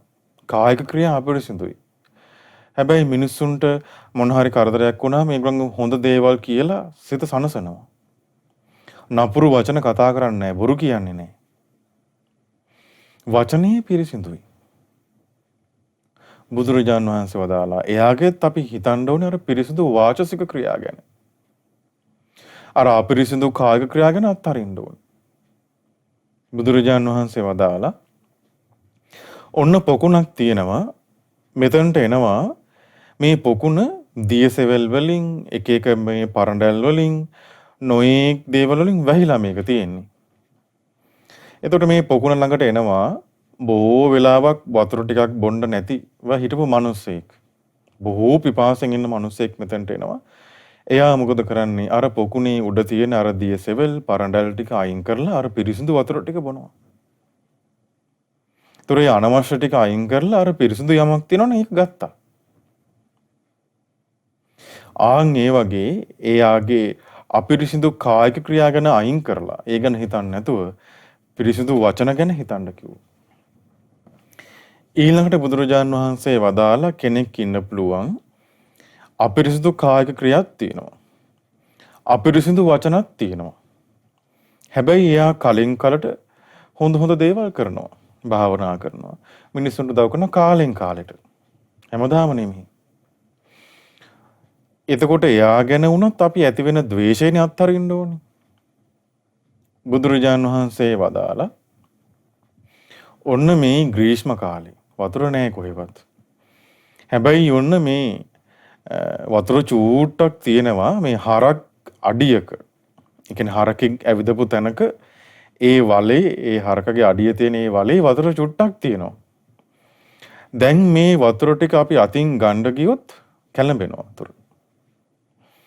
භාජනයකින් ගන්න ගියොත් ඒ වතුර ටික කැළඹෙනවා. මඩ වෙනවා. එතකොට මෙයා මොකද කරන්නේ? මේ දනිස් දෙක තියලා අත් දෙක තියලා බිමට පාත් වෙලා හිමීට අර වතුර ටික බොන්න උත්සාහ කරනවා. එතකොට අර අපිරිසිදු වෙන්න පුළුවන් ඒක. එයා හරියට කටයුතු කළේ නැත්තම් ඒ වතුර ටික අපිරිසිදු වෙනවා, මඩ වෙනවා. හැබැයි එයා බොහෝම සීරුවෙන් අර හොඳ වතුර ටික බොනවා. හැබැයි වතුර ගොඩක් නැහැ, චුට්ටයි තියෙන්නේ. බොහොම ස්වල්පයි තියෙන්නේ. ආන් ඒ වගේ කායික ක්‍රියාත් අපිරිසිදුයි නම්, වචනත් අපිරිසිදුයි නම්, හැබැයි කාලෙන් කාලට කරන හොඳ වැඩ තියෙනවා නම් අඩුම තරමේ ඒ ගැනවත් හිතලා ද්වේෂය අත්හරින්න. ඊට පස්සේ පින්වත්නි කෙනෙක් ඉන්න පුළුවන් එයාගේ කායික ක්‍රියාත් අපිරිසිදුයි, වචනත් අපිරිසිදුයි, කලින් කලට එහෙම හොඳ වැඩ කරන්නෙත් නැහැ, කරපු හොඳ ක්‍රියාවකුත් නැහැ කාලෙන් කාලෙට. ඒතකොට එහෙම කෙනෙක් ගැන අපිට කේන්ති යනවා. දැන් මේ කේන්තියත් පාලනය කරගන්න ඕනේ අපිමයි. බුදුරජාන් වහන්සේ වදාලා ලස්සන උපමාවක් ඒ වගේ කෙනෙක් ගැන. ඔන්න මිනිස්සෙක් යනවා මේ කාන්තාර මාර්ගයක. කණ්ඩ බොණ්ඩ දෙයක් නැහැ. බොහෝම දුකසේ ගිලන් වෙලා දැන් යන්නේ මේ කාන්තාරේ. එතකොට ඒ කාන්තාරෙම තව කෙනෙක් යනවා. එයත් බොහොම දුකසේ යන්නේ. එයාටත් කණ්ඩ බොණ්ඩ දෙයක් නැහැ. දැන් එයා දකිනවා අර කාන්තාර මාර්ගේ යන අනිත් කෙනාව. දැන් මෙයාටත් කරන්න දෙයක් නැහැ. එයා දකිනවා අර අනිත් කෙනා බොහොම දුකසේ බොණ්ඩ දෙයක් නැතුව කණ්ඩ දෙයක් නැතුව බොහොම ගිලන් වෙලා යන්නේ. දැක්කහම මොකද හිතෙන්නේ අපිට? අනේ අරයට මොන හරි බොණ්ඩ දෙයක් තිබ්බනම්, අනේ අර කෙනාට මොන හරි කණ්ඩ දෙයක් තිබ්බනම් මෙයාගේ මේ අපහසුව සංසිඳේවි. මෙයාගේ මේ කායික අපහසුව සංසිඳේවි කියලා අපි හිතනවානේ. අනේ මෙයාට ඉක්මනට කොහේ හරි ගමකට යන්න පුළුවන්කම තිබුණොත් මෙයාගේ මේ කායික අපහසුව සංසිඳේවි කියලා අපි හිතනවානේ. ආන් ඒ වගේ බලන්න මේ බුදුරජාන් වහන්සේ වදාළ උපමාව. ආන් ඒ වගේ කල්පනා කරන්න ඕනේ අපි. යම් කිසි කෙනෙක් ඉන්නවා කායික ක්‍රියාත් අපිරිසිදුයි, වාචසික ක්‍රියාත් අපිරිසිදුයි, කරපු හොඳ දෙයක්වත් නැහැ. ඒ කෙනා ගැන අපි හිතන්න ඕනේ අනේ මෙයා ලස්සන වචන කතා කරනවා නම් කොච්චර හොඳයිද? මෙයා සොරකම් කරන්නේ නැත්තම් කොච්චර හොඳයිද? මෙයා සත්තු මරන්නේ නැත්තම් කොච්චර හොඳයිද? මෙයා වැරදිකාම සේවනය කරන්නේ නැත්තම් කොච්චර හොඳයිද කියලා එයා කෙරෙහි අනුකම්පාවෙන් හිතන්න ඕනේ අපි.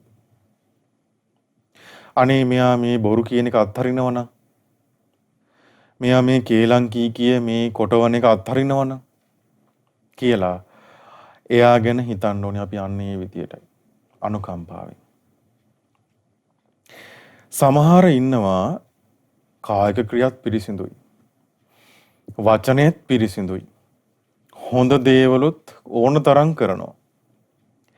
ඒ මිනිස්සු ගැනත් කේන්ති යන පිරිස් නැද්ද? ඒ මිනිස්සු ගැනත් කේන්ති යන මිනිස්සු ඉන්නවානේ. එතකොට ඒක අත්හරින්න ඕනේ අපි කොහොමද? පැහැදිලි ජලය, මිහිරි ජලය ඇති, සිසිල් ජලය ඇති, සුදු වැලිතලාව ඇති රමණීය වූ වෘක්ෂයන්ගෙන් ගැවසීගත් පොකුණක් තියෙනවා. මෙතනට එනවා තිබහෙන් ග්‍රීස්මෙන් කලාන්ත වෙච්ච මිනිසෙක් එනවා. ඒතර තියෙන්නේ පිරිසිදු දෙයක්, ලස්සන දෙයක් තියෙන්නේ. එයාට අයින් කර ඉන්න දෙයක් නැහැ. දියසෙවල හෝ පරණඩල් හෝ වැටිච්ච දේවල් අයින් කරලා වතුර බොන්න දෙයක් නැහැ. දැනටමත් පිරිසිදු දෙයක් තියෙන්නේ. එතකොට අරයට තියෙන්නේ ගිය ගමන්ම වතුර ටිකක් බීලා ඇඟපත හොදගෙන සුවපත් වෙන්න. ආන් ඒ වගේ එයාගේ තියෙන හොඳ කායික ක්‍රියා ගැන හිතන්න පුළුවන්. හොඳ වාචික ක්‍රියා ගැන හිතන්න පුළුවන්. එයා කරන හොඳ දේවල් ගැන හිතන්න පුළුවන්. තමන්ගේ හිතේ ඇතිවෙච්ච ද්වේෂය දුරු කරගන්න පුළුවන්. ඒතකොට මේ විදිහට බුදුරජාන් වහන්සේ වදාළේ මේ අපේ හිතේ ඇතිවෙන ද්වේෂය දුරු කරන්න. ඔය විදිහට කළොත් අපේ හිතේ ඇතිවෙන ද්වේෂය දුරු වෙනවා. මොකද මේක බුදුරජාන් වහන්සේ වදාළ දේශනාවක්. ඉතින් ප්‍රශ්නේ තියෙන්නේ අපේ හිතට ද්වේෂයක් ආවහම අපි මේ ටික පුරුදු නොකරන එකයි. දැන් අපි දකිනවා සමහරක් වෙලාවට මේ අසපුවලට එනවා. බණ අහන්නේ කොයි කාලේ ඉඳන්ද කියලා ඇහුවොත් එimhe අවුරුදු 10ක 15ක ඉඳන් බණ අහනවා. හැබැයි මේ පොඩි කරුණක් වෙච්ච ගමන් කේන්ති යනවා. පොඩි දෙයකට ලොකු දේවල් වලට නෙමෙයි. එතකොට හේතුව මේ අපි කොච්චර මේ ධර්මය අහලා තිබ්බත් පුරුදු වෙලා නැහැ. දැන් මේ කොසඹෑ නුවර ප්‍රශ්න ඇති වුණෙත් ඒකනේ. ධර්මදර භික්ෂුවක් හිටියේ. විනයදර භික්ෂුවක් හිටියේ. පුරුදු කරලා නැහැ. ඊළඟ කාරණා බුදුරජාන් වහන්සේ වදාලා දැන් මේවත් අපි තුල බොහෝ වෙලාවට නැහැ දැන් මේ කියන කරුණු. ඊළඟ කාරණා බුදුරජාන් වහන්සේ වදාලා තමන්ට ලැබෙන ධාර්මික දෙයක් තියෙනවා. ධන දාන්නේ වේවා, කැම බීමක් වේවා. තමන්ට ලැබුණු දෙයක් බුදුරජාණන් වහන්සේ වදාලා අඩු ගණනේ පාත්‍රයට ලැබුණ දාන ටිකක් වෙන්න පුළුවන්. පිණ්ඩපාත ටිකක් වෙන්න පුළුවන්. එබඳු දෙයක් බෙදා ගන්න නැතුව, බෙදා හදා ගන්න නැතුව වළඳන්නේ නැහැ. බෙදා හදා ගන්න නැතුව පාවිච්චි කරන්නේ නැහැ. සිල්වත් සබ්‍රහ්මචාරීන් වහන්සේලා සමග පොදුවේ බෙදාගෙන වළඳනවා. පොදුවේ බෙදාගෙන පාවිච්චි කරනවා, පරිහරණය කරනවා. මෙන්න මේ කාරණාවත් ප්‍රියමනාප බව ඇති කරන දෙයක්. ගෞරවය ඇති කරන දෙයක්. බොහොම පුරාණ දෙයක් මේක. එතකොට අපිට ලැබෙන දේවල් එයා ඉන්න පිරිසත් එක්ක පොදුවේ බෙදාගෙන පරිහරණය කරනවා. දැන් ඔබට මතක ඇති අර සක්විති රජ පරපුරක්. ඒ සක්විති රජතුමා ධනය බෙදනවනේ මිනිස්සුන්ට, දුප්පත් මිනිස්සුන්ට සමසේ. ඒ සක්විති රජ පරපුරේ අන්තිම කෙනා, අන්තිම රජතුමා ඒ විදිහට දුප්පත් මිනිස්සුන්ට සල්ලි දෙන්නේ නැතුව ගියානේ. එතකොට තමයි මේ දුප්පත් මිනිස්සු හොරකම් කරන්න පටන් ගත්තේ. මේ ආයුෂ අඩු වෙනකොට, ආයුෂ 80000 ඉඳන් අඩු වෙනකොට මේ කියන්නේ. එතකොට තමයි මේ හොරකම් කරන්න පටන් ගත්තේ. හේතුව මොකද? අර සක්විති රජතුමා බෙදලා දුන්නේ නෑ ධනය සුවසේ සමව. එතකොට ඒ වගේ මේ පවුලේ වුණත්, තමන් වැඩ කරන තැන වුණත්, අපි හිතමු අපි ඕන්න රසවත් කෑමක් හදාගෙන ගියා. අපි ඒක බෙදාගෙන කනවා. තමන් එකට ඉන්න පිරිසත් එක්ක. ප්‍රියමනාප බව ඇති වෙයිද නැද්ද? අනිවාර්යෙන් ඇති වෙනවා. එතකොට මෙව්ව හැබැයි අද කාලේ සුලභයිද දුර්ලභයිද? දුර්ලභ දේවල්. තමන් රසවත් කෑමක් හදාගෙන ආවොත් හැංගිලා තමයි ඒක අනුභව කරන්නේ. තව කෙනෙකුට දෙන්නේ නැහැ. හැබැයි බුදුරජාණන් වහන්සේ වදාලා ප්‍රියමනාප බව ඇති වෙන්න නම්, ගෞරවය ඇති වෙන්න නම් බෙදා හදාගෙන පරිහරණය කරන්න. බෙදා හදාගෙන වළඳන්න. මේ කාරණාව බුදුරජාණන් වහන්සේ විස්තර කරද්දී අටුවාවේ තියෙනවා. අපි හිතමු ඔන්න මේ කරුණ පුරුදු කරන කෙනෙක් ඉන්නවා, භික්ෂුවක් ඉන්නවා. ඒ භික්ෂුව පිණ්ඩපාතේ වැඩලා ඇවිල්ලා ඒ භික්ෂුව පාත්‍රයේ තියලා පොඩ්ඩක් ඇඟපත හොද ගන්න ගිය වෙලාවක අනිත් භික්ෂුන් වහන්සේලා මේ පිණ්ඩපාත ටික අරන් වළඳනවා. දැන් මේ කරුණ පුරුදු කරන භික්ෂුවක් ඉන්නේ. එතකොට මේ භික්ෂුවගේ හිතේ හිතනවා නම් අයියෝ මට පොඩ්ඩක්වත් ඉතුරු කරලා නැහැ නේ කියලා. ඒ භික්ෂුව මේ කරුණ පුරුදු කරන කෙනෙක් නෙමෙයි. ඒ භික්ෂුව සතුටු වෙනවා නම් අනේ මේ භික්ෂුන් වහන්සේලා සුවසේ මේ දානේ වැළඳුවානේ කියලා ආන් මේ භික්ෂුව මේ කරුණ පුරුදු කරන කෙනෙක්.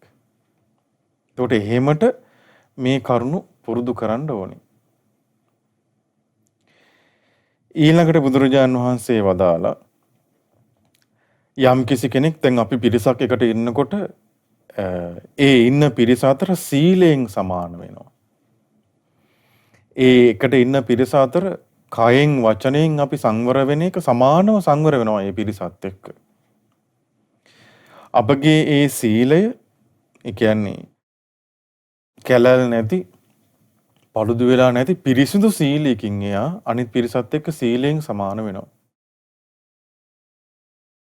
එතකොට මේකත් ප්‍රියමනාප බව ඇති කරන, ගෞරවය ඇති කරන කාරණාවක්. ඊළඟට බුදුරජාණන් වහන්සේ වදාලා තමන් එකට ඉන්න පිරිසත් එක්ක දෘෂ්ටියෙන් සමාන වෙනවා. ආකල්ප වලින් සමාන වෙනවා. ඒතර තමන් එක්ක ඉන්න පිරිසත් එක්ක සීලයෙන් සමාන වෙනවා.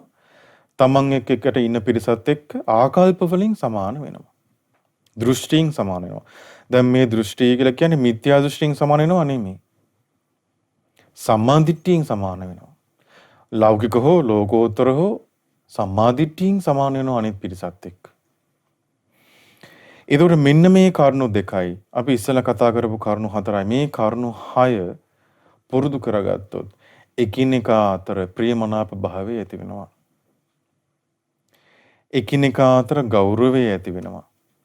සමගිය ඇති වෙනවා. වාද විවාද ඇති වෙනවා කියන එක හිතන්නවත් දෙයක් නෑ. අහන්න දෙයක් නෑ.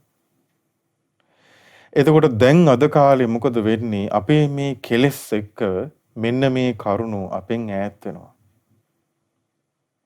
අපි තමන් පෞද්ගලිකව තමයි ජීවත් වෙන්නේ. තව කෙනෙක් ගැන හිතන්නේ නැහැ. හැබැයි මේක කියන්නේ එහෙම දෙයක් නෙමෙයි. තමන් ඉදිරියේ හිටියත් නැතත් එයා මෛත්‍රියෙන් වාසය කරන්නේ. තමන් එක්ක එකට ඉන්න පිරිස ගැන එයා බෙදා හදාගෙන කෑමක් වුණත් අනුභව කරනවා. ඒ ඉන්න පිරිසත් එක්ක සීලේනුත් සමාන වෙනවා. ආකල්පවලනුත් සමාන වෙනවා. ඒතර මෙන්න මේ කරුණු 6 බුදුරජාන් වහන්සේ වදාළ අතිශය වැදගත් කරුණු 6ක්.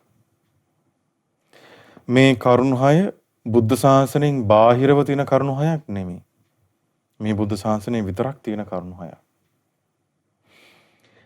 බුදුරජාන් වහන්සේ තවදුරටත් දේශනා කරනවා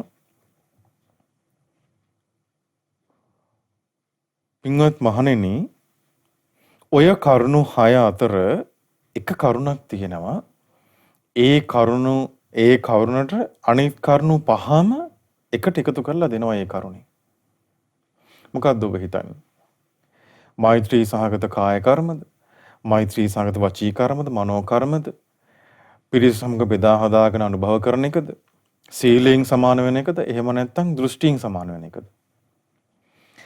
බුදුරජාණන් වහන්සේ වදාලා මේ ආකල්ප වලින් සමාන වෙන එක දෘෂ්ටියෙන් සමාන වෙනවා කියන කරුණට අනිත් කරුණු ඔක්කොම එක්කාසු වෙනවා. අපි මේ ලෞකික සම්මාදිට්ඨිය ඇති කරගත්ත කියමු කෙනෙක්.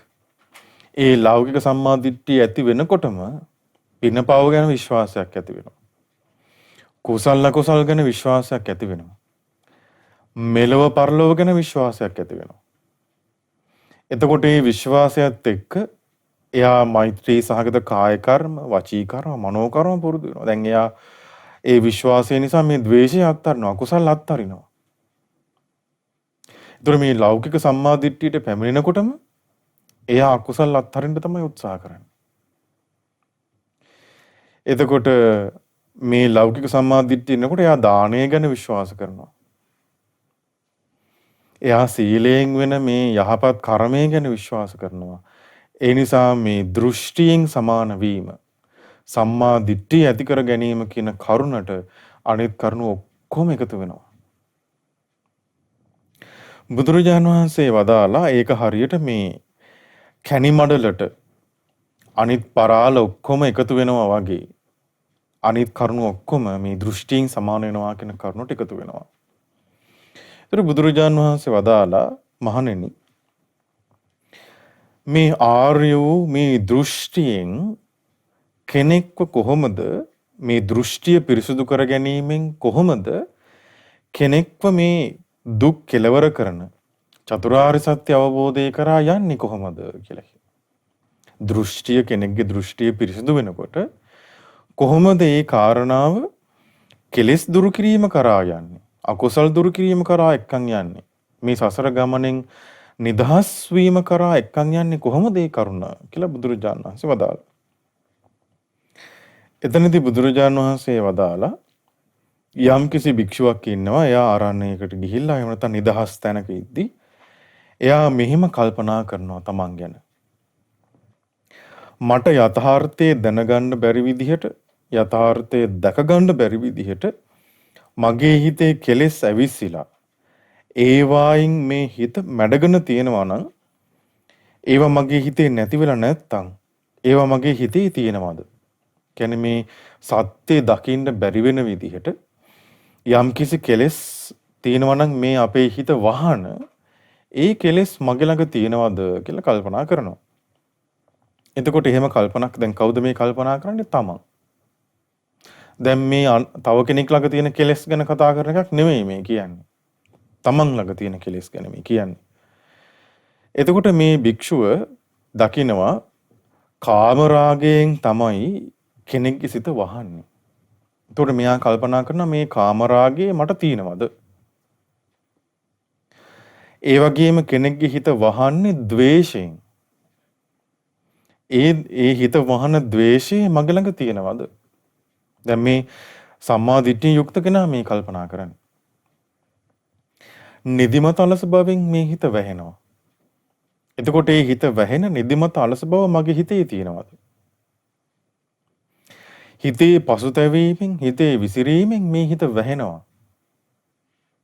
ඒක මගේ ළඟ තියෙනවද? සැකයෙන් මේ හිත වැහෙනවා. ඒ දුරු නොවිච්ච සැකය මගේ හිතේ තියෙනවද කියලා කල්පනා කරනවා. ඒ වගේම මේ ලෝකේ එක එක දේවල් ගැන හිත හිතා ඉඳීමෙන් මේ ලෝකයට අයිති දේවල් ගැන හිත හිතා ඉඳීමෙන් හිත වැහෙනවා. පරලෝකයට අයිති දේවල් ගැන හිත හිතා ඉඳීමෙන් මේ හිත වැහෙනවා. ඒතකොට මෙන්න මේ කරුණෝ තිබ්බොත් තමයි වාද විවාද හටගන්නේ. එකිනෙකා අතර ගෞරවය නැති වෙන්නේ. එකිනෙකා අතර ප්‍රේමනාභාව නැති වෙන්නේ මෙන්න මේ කරුණු නිසා. එතකොට මේ භික්ෂුව කල්පනා කරලා බලනවා මේ කරුණු මගේ ළඟ තියෙනවද කියලා. මෙහෙම කල්පනා කරද්දි මේ භික්ෂුව තේරුම් ගන්නවා යථාර්ථයේ දැනගන්න බැරි විදිහට, දැක ගන්න බැරි විදිහට සිත යට වෙන කෙලෙස් තියෙනවා නම් ආන්ගේ කෙලෙස් මගේ හිතේ නෑ දැන් කියලා මේ භික්ෂුව දැනගන්නවා. කොහොමද දැනගන්නේ? තමන් ගැන කල්පනා කරද්දි. එතකොට එහෙම දැන් මේ තමන් ගැන කල්පනා කරනවා මෙයා. මගේ ළඟ මේ අකුසල් තියෙනවද කියලා. එහෙම කල්පනා කරද්දි දකිනවා ඒක අකුසල් තියෙනවා නම් ඒ අකුසලයේ දකිනවා. ඒ අකුසලයේ නැත්තම් ඒකත් දකිනවා. එතකොට එයා දැනගන්නවා අර කෙලෙස් වලින් යට වෙලා ගිහාම සත්‍ය නොපෙනෙන තරමට මේ කෙලෙස් වලින් යට වෙලා යන මේ කෙලෙස් මගේ හිතේ දැන් නෑ කියලා තේරුම් ගන්නවා. අවබෝධයේ පිණිස චතුරාර්ය සත්‍ය අවබෝධයේ පිණිස මගේ හිත හොඳට පිහිටලා තියෙන්නේ කියලා දැනගන්නවා.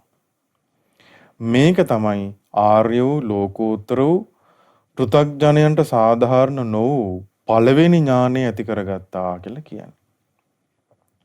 දැන් මෙයා මෙහෙම කල්පනා කරද්දි තමන්ම තේරුම් ගන්නවා හිත වැහෙන මේ අඩදබර ඒ වගේම මේ වගේ ප්‍රශ්න වලට පැටලෙන ඒ වගේම මේ චතුරාර්ය සත්‍ය අවබෝධය වහන බලවත් අකුසල් දැන් මගේ හිත තුල නැහැ.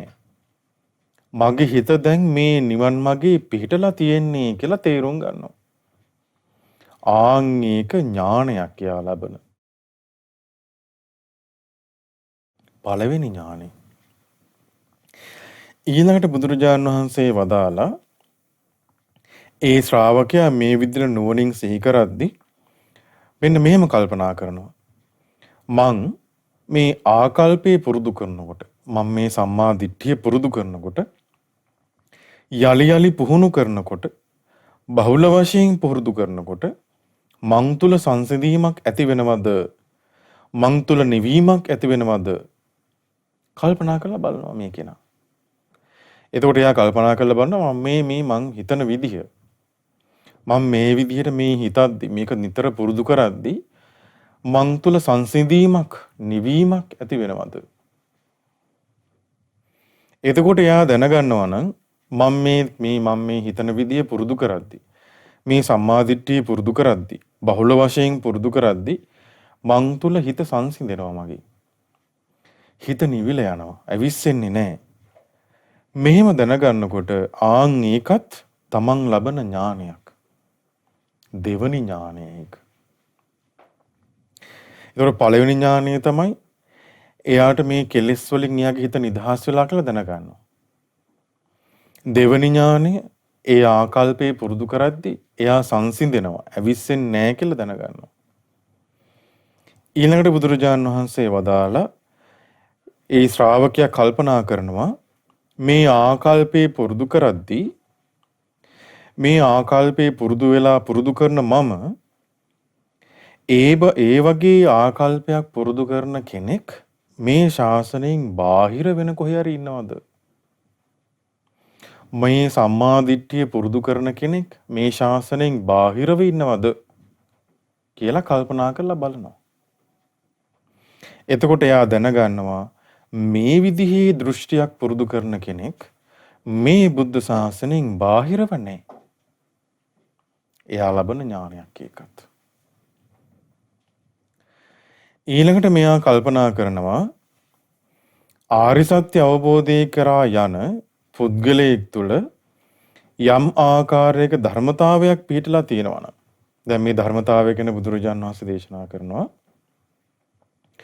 ඒ ධර්මතාවය තමයි ආරි සත්‍ය අවබෝධය කරා යන පුද්ගලයාගේ ධර්මතාවය යම් කිසි වරදක් තමන්ගේ අතින් වුණොත් ඒ වරදෙන් නිදහස් වෙන්න පුළුවන් වරදක් නම් සතෙක් මරලා නම් සොරකමක් වෙලා නම් වර්ධිකාම් සේවනයක් යෙදিলা නම් බොරුවක් කියලා නම් මත්පැන් මත්ද්‍රව්‍ය පාවිච්චි කරලා නම් ඒ වගේ වරදක් තමන්ගේ අතින් වුණොත් එයා ඒ වරද හංගගෙන ඉන්නේ නැහැ.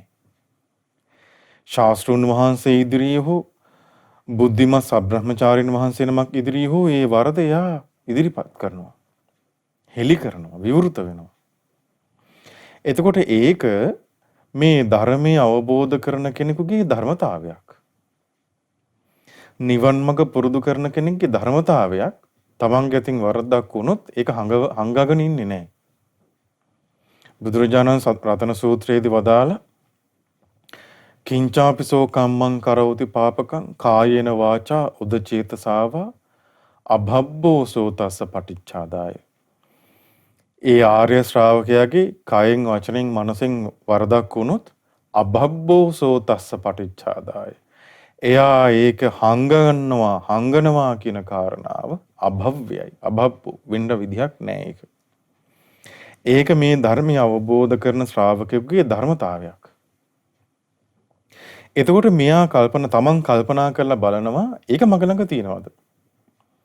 මගේ අතින් වැරද්දක් වුණොත් ඒක සබ්‍රහ්මචාරින් වහන්සේලා ඉදිරියේ විවෘත වෙනවද කියලා කල්පනා කරනවා. එතකොට මේ කල්පනා කරද්දී එයා දකින්නවනම් තමන් තුළ ඒක තියෙනවා. ඒක ඥානයක් තමන් ලබන. එතකොට එයා දන්නවා මේ ආර්ය සත්‍ය අවබෝධය කරා යන කෙනෙක් තුළ තියෙන ධර්මතාවය දැන් මගේ ළඟත් තියෙනවා කියලා දකිනවා එයා. ඒතර බලන්න මේ තමන්ව දකින්නේ මේ හැමතැනම. ඒතර එයා තමන්ව දකිනවා ආර්ය සත්‍ය අවබෝධ කරන කෙනෙක් තුළ තියෙන ධර්මතාවය මං ළඟ තියෙනවා. බුදුරජාන් වහන්සේ වදාළ උපමාවක් පුංචි දරුවෙක් මේ උඩුකුරුව නිදන පුංචි දරු පැටියෙක් ඉන්නවා. එයාට මේ අතින් හයි කකුලෙන් හරි ගින්නක් ලං වුණොත් ටක් ගාලා අත ගන්නවා වගේ කකුල ගන්නවා වගේ එයා වරදක් වුණොත් ටක් ගාලා ඒක විවෘත වෙලා එකෙන් අත් මිදෙනවා. එතකොට ඒක මේ ධර්මය අවබෝධ කරා යන කෙනෙක් ළඟ තියෙන ධර්මතාවයක්. අනිවාර්යෙන් පිටලා තියෙන එකක්. හංගන්නේ නැහැ. ඊළඟට බුදුරජාන් වහන්සේ වදාලා තව ධර්මතාවයක් තියෙනවා මේ ධර්මය අවබෝධ කරන කෙනෙක් ළඟ. ඒ තමයි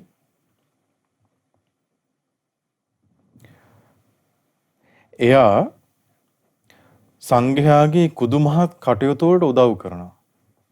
සංඝයාගේ තමන්ගෙන් මොකක් හරි වෙන්න දෙයක් තියෙනවා නම් උදව්වක් කරන්න දෙයක් තියෙනවා නම් එයා උදව්ව කරනවා. ධර්මතාවය තමයි ඒ විදිහට උදව්ව කරන ගමන් වුණත් එයාට සීලය දියුණු කරගන්න තියුණු කැමැත්තක් තියෙනවා. සමාධිය දියුණු කරගන්න තියුණු කැමැත්තක් තියෙනවා. ප්‍රඥාව දියුණු කරගන්න තියුණු කැමැත්තක් තියෙනවා. එයා ඒ වැඩට උදව් කළාට ධර්මයෙන් ඈත් වෙලා නැහැ. බුදුරජාණන් වහන්සේ උපමාවක් වදාලා හරියට අලුත වසුපැටියෙක් බිහි කරපු එළදෙනක් ඉන්නවා. එතකොට ඒ එළදෙන වසුපැටියා ගැනත් බලනවා, තමනුත් තනකොළ කනවා. ඒ වගේ ධර්මයක් පුරුදු කරනවා. අනිත් සබ්‍රහ්මචාරින් වහන්සේලාට උදව් කරනවා. ඒක ධර්මතාවයක්. එතකොට බුදුරජාණන් වහන්සේ වදාලා තමන් ගැන හිතලා බලන්න ඒ ධර්මතාවය තමන් ළඟ තියෙනවද?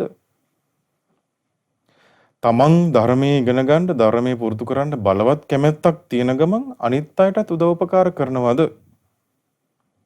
එතකොට මේ කාරණා තමන් තුළ දකිද්දී ඒ ශ්‍රාවකයා සතුටින් එයා දැනගන්නවා මේක මග ළඟ තියෙනවා කියලා. එතකොට ඒක ඥානයක් තමන් ලබන. ඊට පස්සේ බුදුරජාන් වහන්සේ වදාලා ආර්ය සත්‍ය අවබෝධය කරා යන පුද්ගලයෙක් ළඟ තියෙන්න ඕනේ බලයක්. ඒ බලය තමයි ආර්ය සත්‍ය අවබෝධය කරා යන පුද්ගලයාගේ බලය මොකද්ද? තථාගතයන් වහන්සේ වදාළ ධර්ම විනය දේශනා කරද්දී ඒ ධර්ම විනේ අර්ථ අවබෝධ කරගන්නට නුවණ පිහිටුවා ගන්නවා. ඒ ධර්මයේ ශ්‍රවණය කරද්දී අර්ථය තේරුම් ගන්න මහන්සි ගන්නවා. මොකද්ද මේ කියන්නේ කියලා අර්ථය තේරුම් ගන්න මහන්සි ගන්නවා. ඒක මේ ධර්ම අවබෝධය කරා යන පුද්ගලයෙකුට තියෙන බලයක්. එතකොට ඒ බලය තමන් තුළ තියෙනවද කියලා නුවණින් විමසලා බලනවා ශ්‍රාවකයා. එතකොට ඒ බලය තමන් තුළ දකිනකොට ආන් ඒක යට ඥානයක්. මේ ඥානය පෘථග්ජනයෙකුට නැහැ. ධර්මය අවබෝධ කරාක යන කෙනෙක් ළඟ තමයි මේ ඥානය තියෙන්නේ. ඊළඟට බුදුරජාන් වහන්සේ වදාලා තවත් බලයක් තියෙනවා මේ ධර්මය අවබෝධ කරා යන කෙනෙක් ළඟ තිබෙන. ඒතර මේ ශ්‍රාවකයා තමන් ගැන කල්පනා කරලා බලනවා ඒ බලය තමන් ළඟ තියෙනවද කියලා. ඒ බලය තමයි තථාගතයන් වහන්සේ විසින් වදාළ ධර්ම විනය දේශනා කරද්දී ඒකේ අර්ථ තේරුම් අරගෙන සතුටක් ලබනවා. ධර්මයේ තේරුම් අරගෙන සතුටක් ලබනවා. ධර්මයේ හා එක්ුණ ප්‍රමුදිත භාවයකට පත් වෙනවා. එයා ඒ ධර්මයේ අර්ථ තේරුම් යනකොට සතුටක් ඇති වෙනවා. එතකොට ඒ ධර්මයේ තේරුම් ගන්න සතුටු වෙනවා කියන එක ආර්ය සත්‍ය අවබෝධය කරා යන පුද්ගලයෙක් ළඟ තියෙන ධර්මතාවයක්. පෘථග්ජනයෙක් ළඟ තියෙන ධර්මතාවයක් නෙමෙයි. එතකොට ශ්‍රාවකෙක් තමන් ළඟ මේක තියෙනවද කියලා කල්පනා කරලා බලද්දී එයා දකිනවා නම් තමන් තුළ මේක තියෙනවා මේ කරුණ මේ බලය තියෙනවා කියලා. ආන් ඒක තමන්ට ලැබෙන ඥානයක්. බුදුරජාණන් වහන්සේ වදාලා ඔන්න ඔය අංග 7න් යුක්ත වූ ආර්ය ශ්‍රාවකයාගේ ධර්මතාවයන් සෝතාපට්ටි ඵලය සාක්ෂාත් කිරීම පිණිසමයි මනාකොට සකස් වෙලා තියෙන්නේ. එතකොට මේ ධර්මතාවයන් 7 අපි ළඟ තියෙනවා නම් බුදුරජාණන් වහන්සේ වදාළ මේ ඥාන 7 අපි ළඟ තියෙනවා නම් ඒක යොමු වෙන්නේ ආර්ය සත්‍ය අවබෝධය කරාමයි. ওই විදිහට ওই ධර්මතා 7න් සමන්විත ආර්ය ශ්‍රාවකයා සෝතාපට්ටි ඵලයෙන් යුක්ත වෙනවා. එක්කෝ යා සෝතාපන්න මාර්ගයේ ඉන්න කෙනෙක් එහෙම නැත්නම් ඵලයටපත් වෙච්ච කෙනෙක්. එතකොට බුදුරජාණන් වහන්සේ මේ කෝසම්බී සූත්‍රයේ වදාළ ඒ භික්ෂුන් වහන්සේලා බොහොම සතුටින් මේ බුදුරජාණන් වහන්සේ වදාළ මේ ධර්මයේ අනුමෝදන් වුණා. ඉතින් මේක තමයි මේ කොසඹෑ නුවරදී ඇතිවෙච්ච ප්‍රශ්නේදී බුදුරජාණන් වහන්සේ වදාළ දේශනාව. දැන් අපි ඉගෙන ගත්තානේ අර ප්‍රිය භාවයේ ඇති කරන කරුණු 6ක්. තමන් ඉදිරියේ පිරිස හිටියත් නැතත් මෛත්‍රී සහගත ක්‍රියා කරනවා. මෛත්‍රී සහගත වචන පාවිච්චි කරනවා. මෛත්‍රී සහගත සිතුවිලි තියෙනවා. බෙදා හදාගෙන වළඳන්න පුරුදු වෙනවා. සීලෙන් සමානව වාසය කරනවා. දෘෂ්ටියෙන් සමානව වාසය කරනවා කියන මෙන්න මේ කරුණු 6 පුරුදු කරගන්න එක අපේ ජීවිතයට බොහෝ කාලයක් යහපත පිණිස පවතිනවා.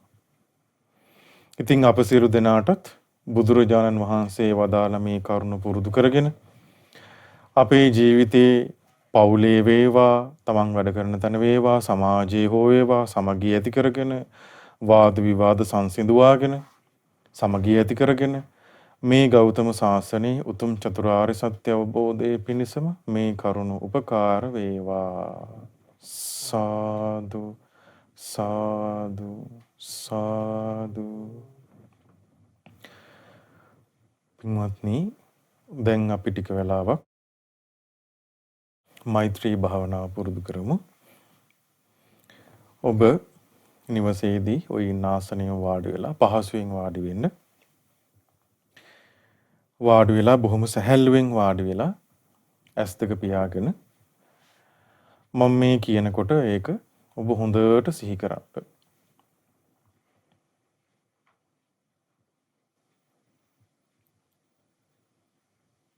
මම වෛර නැත්තෙක් වෙම්වා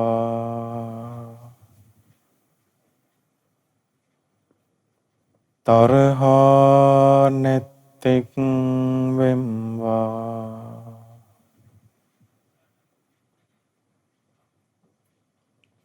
දුක් පීඩා නැත්තෙක් වෙම්වා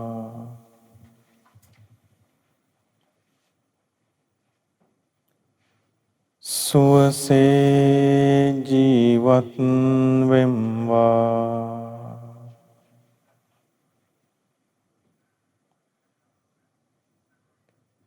ශාන්ත සුවයට පත් වෙම්වා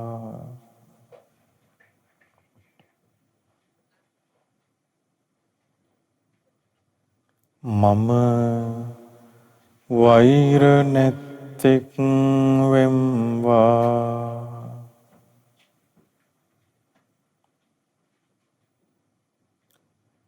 තරහා නැත්තෙක් වෙම්වා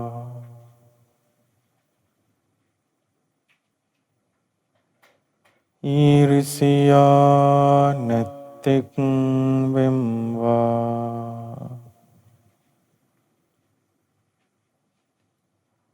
දුක් පීඩා නැත්තෙක් වෙම්වා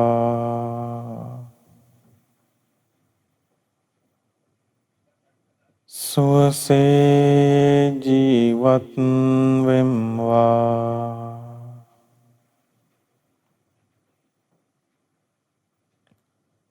ශාන්ත සුවයට පත් වෙම්වා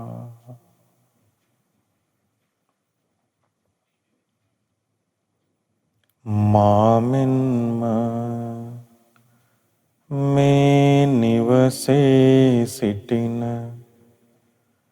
සියලුම සත්වයෝ වෛර නැත්තෝ වෙත්වා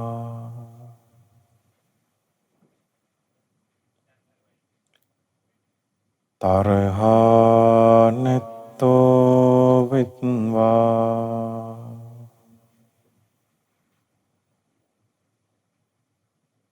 ඊර්ෂියා නැත්තෝ වෙත්වා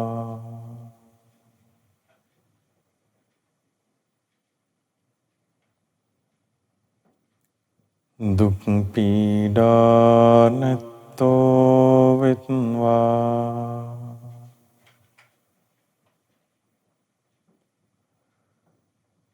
සුවසේ ජීවත් වෙත්වා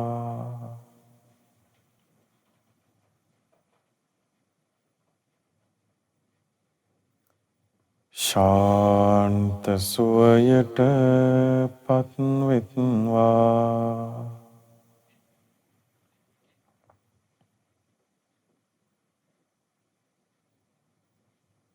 මාමෙන්ම මේ ගමේ සිටින්නා වූ සියලුම සත්වයෝ වෛර නැත්තෝ වෙත්වා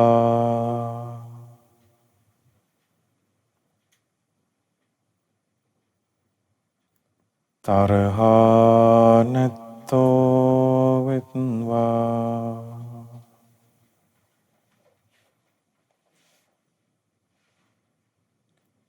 ඊර්ෂියා නැත්තෝ වෙත්වා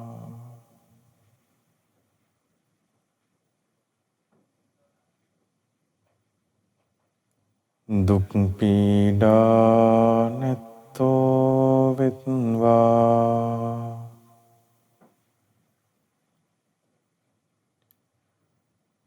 සුවසේ ජීවත් වෙත්වා.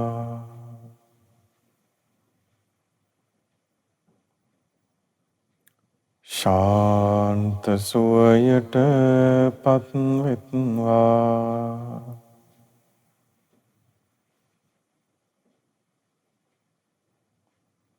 මාමෙන්ම මේ නගරයේ සිටින්නා වූ සියලුම සත්වයෝ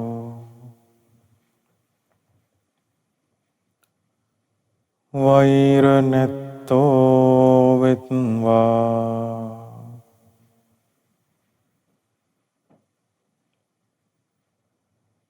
තරහා නැත්තෝ වෙත්වා.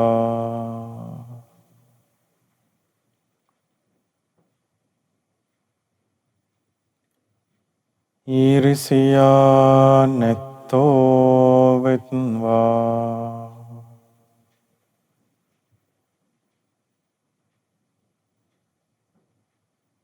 දුක් පීඩා නැත්තෝ වෙත්වා.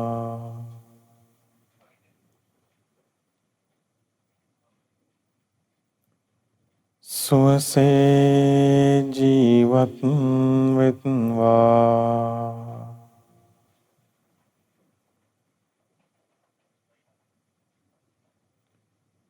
ශාන්ත සුවයට පත් වෙත්වා.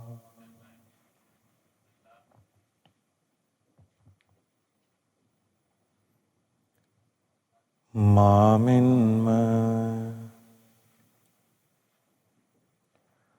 මේ පලාතේ සිටින්නා වූ සියලුම සත්වයෝ වෛර නැත්තෝ වෙත්වා.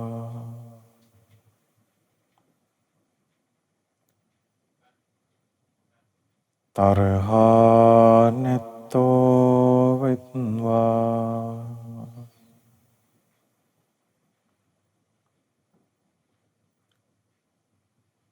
ඊර්ෂියා නැත්තෝ වෙත්වා.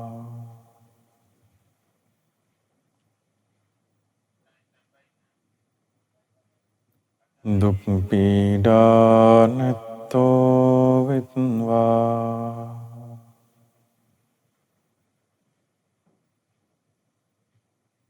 සුවසේ ජීවත් වෙත්වා.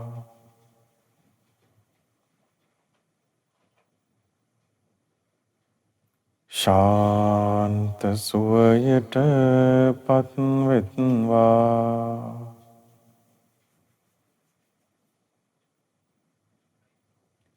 මාමෙන්ම මේ රටේ සිටින්නා වූ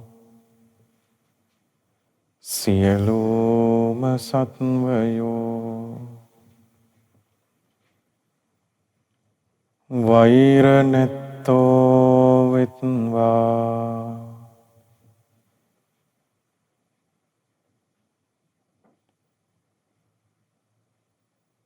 තරහා නැත්තෝ වෙත්වා.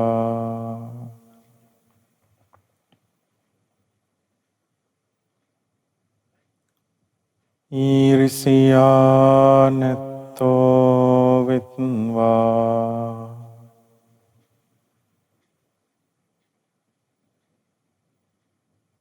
දුක් පීඩා නැත්තෝ වෙත්වා.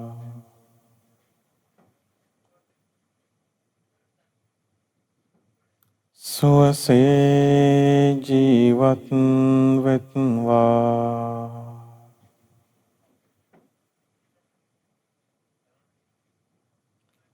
ශාන්ත ශාන්ත සුවයට පත්වෙත්වා.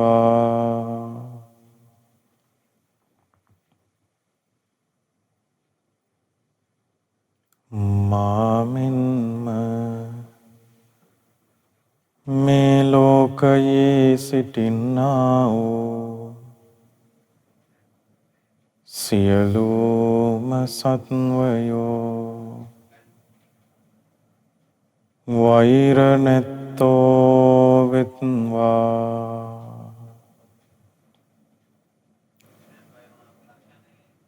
තරහා නැත්තෝ වෙත්වා.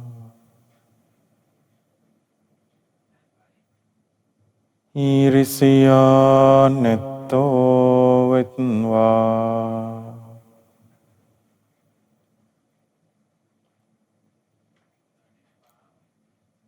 දුක් පීඩා නැත්තෝ වෙත්වා.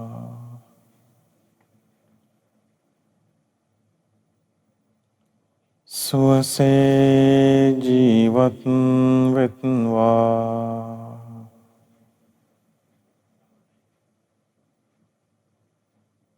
ශාන්ත සුවයට පත්වෙත්වා.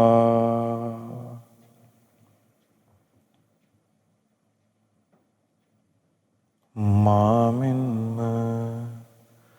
සියලු ලෝකවල සිටින්නා වූ සියලුම සත්වයෝ වෛර නැත්තෝ වෙත්වා.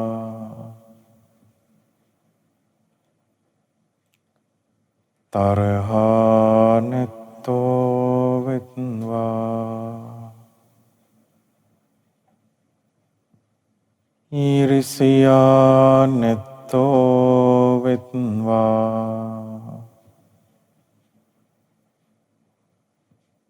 දුක් පීඩා නැත්තෝ වෙත්වා.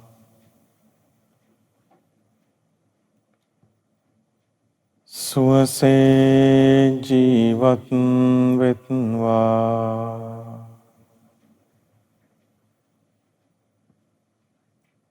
ශාන්ත සුවයට පත්වෙත්වා.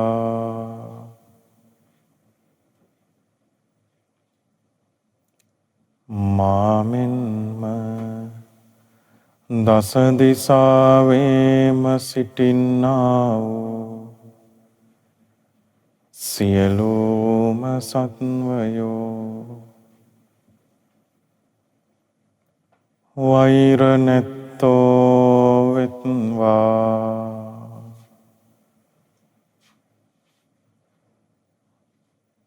තරහා නැත්තෝ වෙත්වා.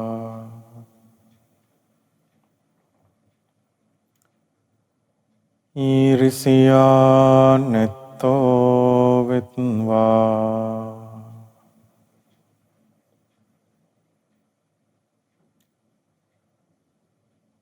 දුක් පීඩා නැත්තෝ වෙත්වා.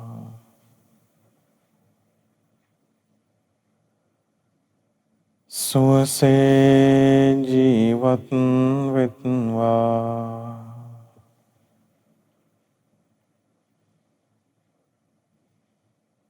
ශාන්ත සුවයට පත්වෙත්වා.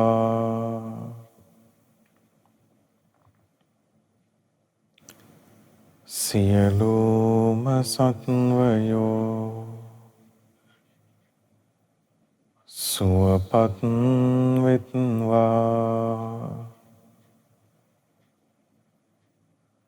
සුවපත් වෙත්වා.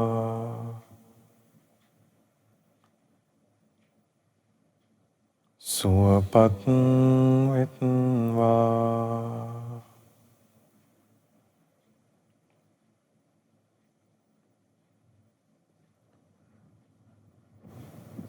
සාදු සාදු සාදු.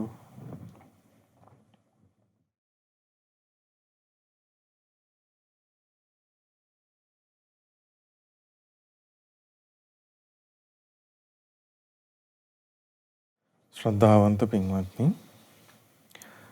අද දවසේ මේ සතියන්ත සීල භාවනා වැඩසටහන සඳහා දායකත්වයේ දරන්නේ පින්වත් චන්ද්‍රා විජේසිංහ මහත්මිය, මාලි මනතුංග මහත්මිය, වසන්ත ජයසූරිය මහතා, සශිකා මැඩොක් මහත්මිය, මාලන් මැඩොක් යන පින්වතුන් සහ දහම් සඳුනි හිරුනි රොෂේල් යන දූ දරුවන් විසින් ඉතින් අද මේ රැස් කරගත්තා වූ සියලු පුණ්‍ය ධර්මයන් අපි ප්‍රථමයෙන් අනුමෝදන් කරමු සියලු දෙවියන්ට, සක්දෙවිඳුන් ප්‍රධාන සතරවරම් දෙවරුන්ට, සෙම්පති දෙවරු ඇතුළු අපගේ ඉෂ්ඨකාමී දෙවරු ඇතුළු සියලු දෙවියෝ මේ පින් දැක බලා සතුටින් අනුමෝදන් වෙත්වා, අනුමෝදන් වෙත්වා, අනුමෝදන් වෙත්වා.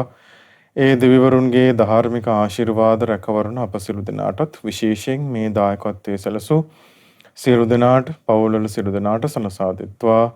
දෙවියෝද මේ ගෞතම ශාසනයේදී උතුම් චතුරාර්ය සත්‍ය අවබෝධ කරගනිත්වා. සාදු. රැස් කරගත් සියලු පින් බලයෙන් අපගේ පින්වත් ලොකු ස්වාමීන් වහන්සේ ඇතුළු ලෝවාසී සියලු පින්වත් ස්වාමීන් වහන්සේලාට නිදුක් නිරෝගී සුවපත් භාවයෙන් යුතුව සුවසේ මේ ගෞතම ශාසනයේ උතුම් චතුරාර්ය සත්‍ය අවබෝධ කරගන්න මේ රැස් කරගත් පිනද උපකාර වේවා.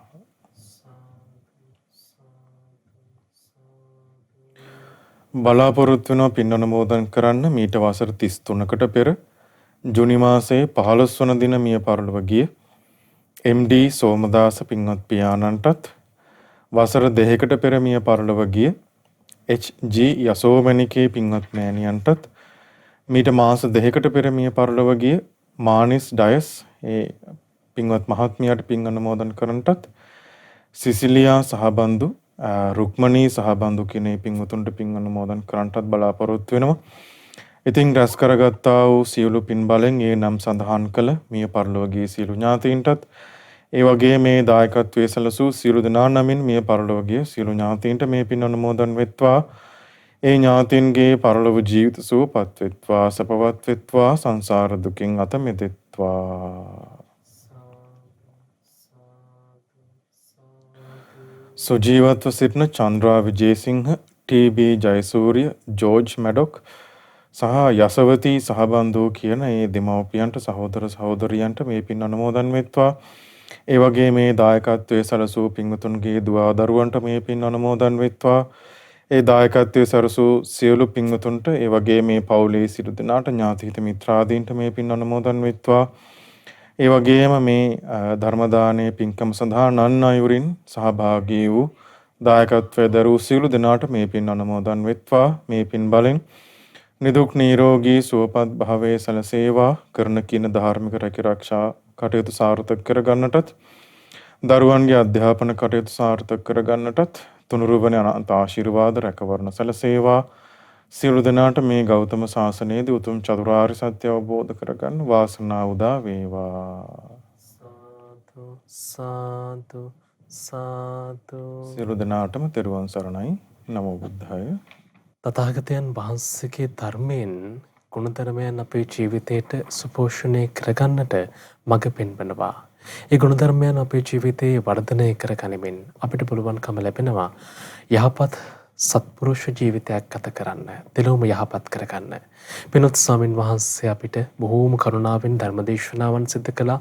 ඒ වගේම තමයි උතුම් භාවනාව අපි වඩමින් ජීවිතයට අප්‍රමාණ ලෙසින් පින් රැස් කරගත්තා. සතියන්ත සීල භාවනා වැඩසටහනේ උදේවරුේ කොටසින් අපි මෙලෙසින් රැස් කරගත්තා වූ සියලු පුණ්‍ය ධර්මයන් අපි අනුමෝදන් කරමු. පින්වත් අපගේ ස්වාමින්වයන් වහන්සේට, පින්වන්ත ස්වාමින්වයන් වහන්සේ නිදුක් වෙත්වා, නිරෝගී වෙත්වා.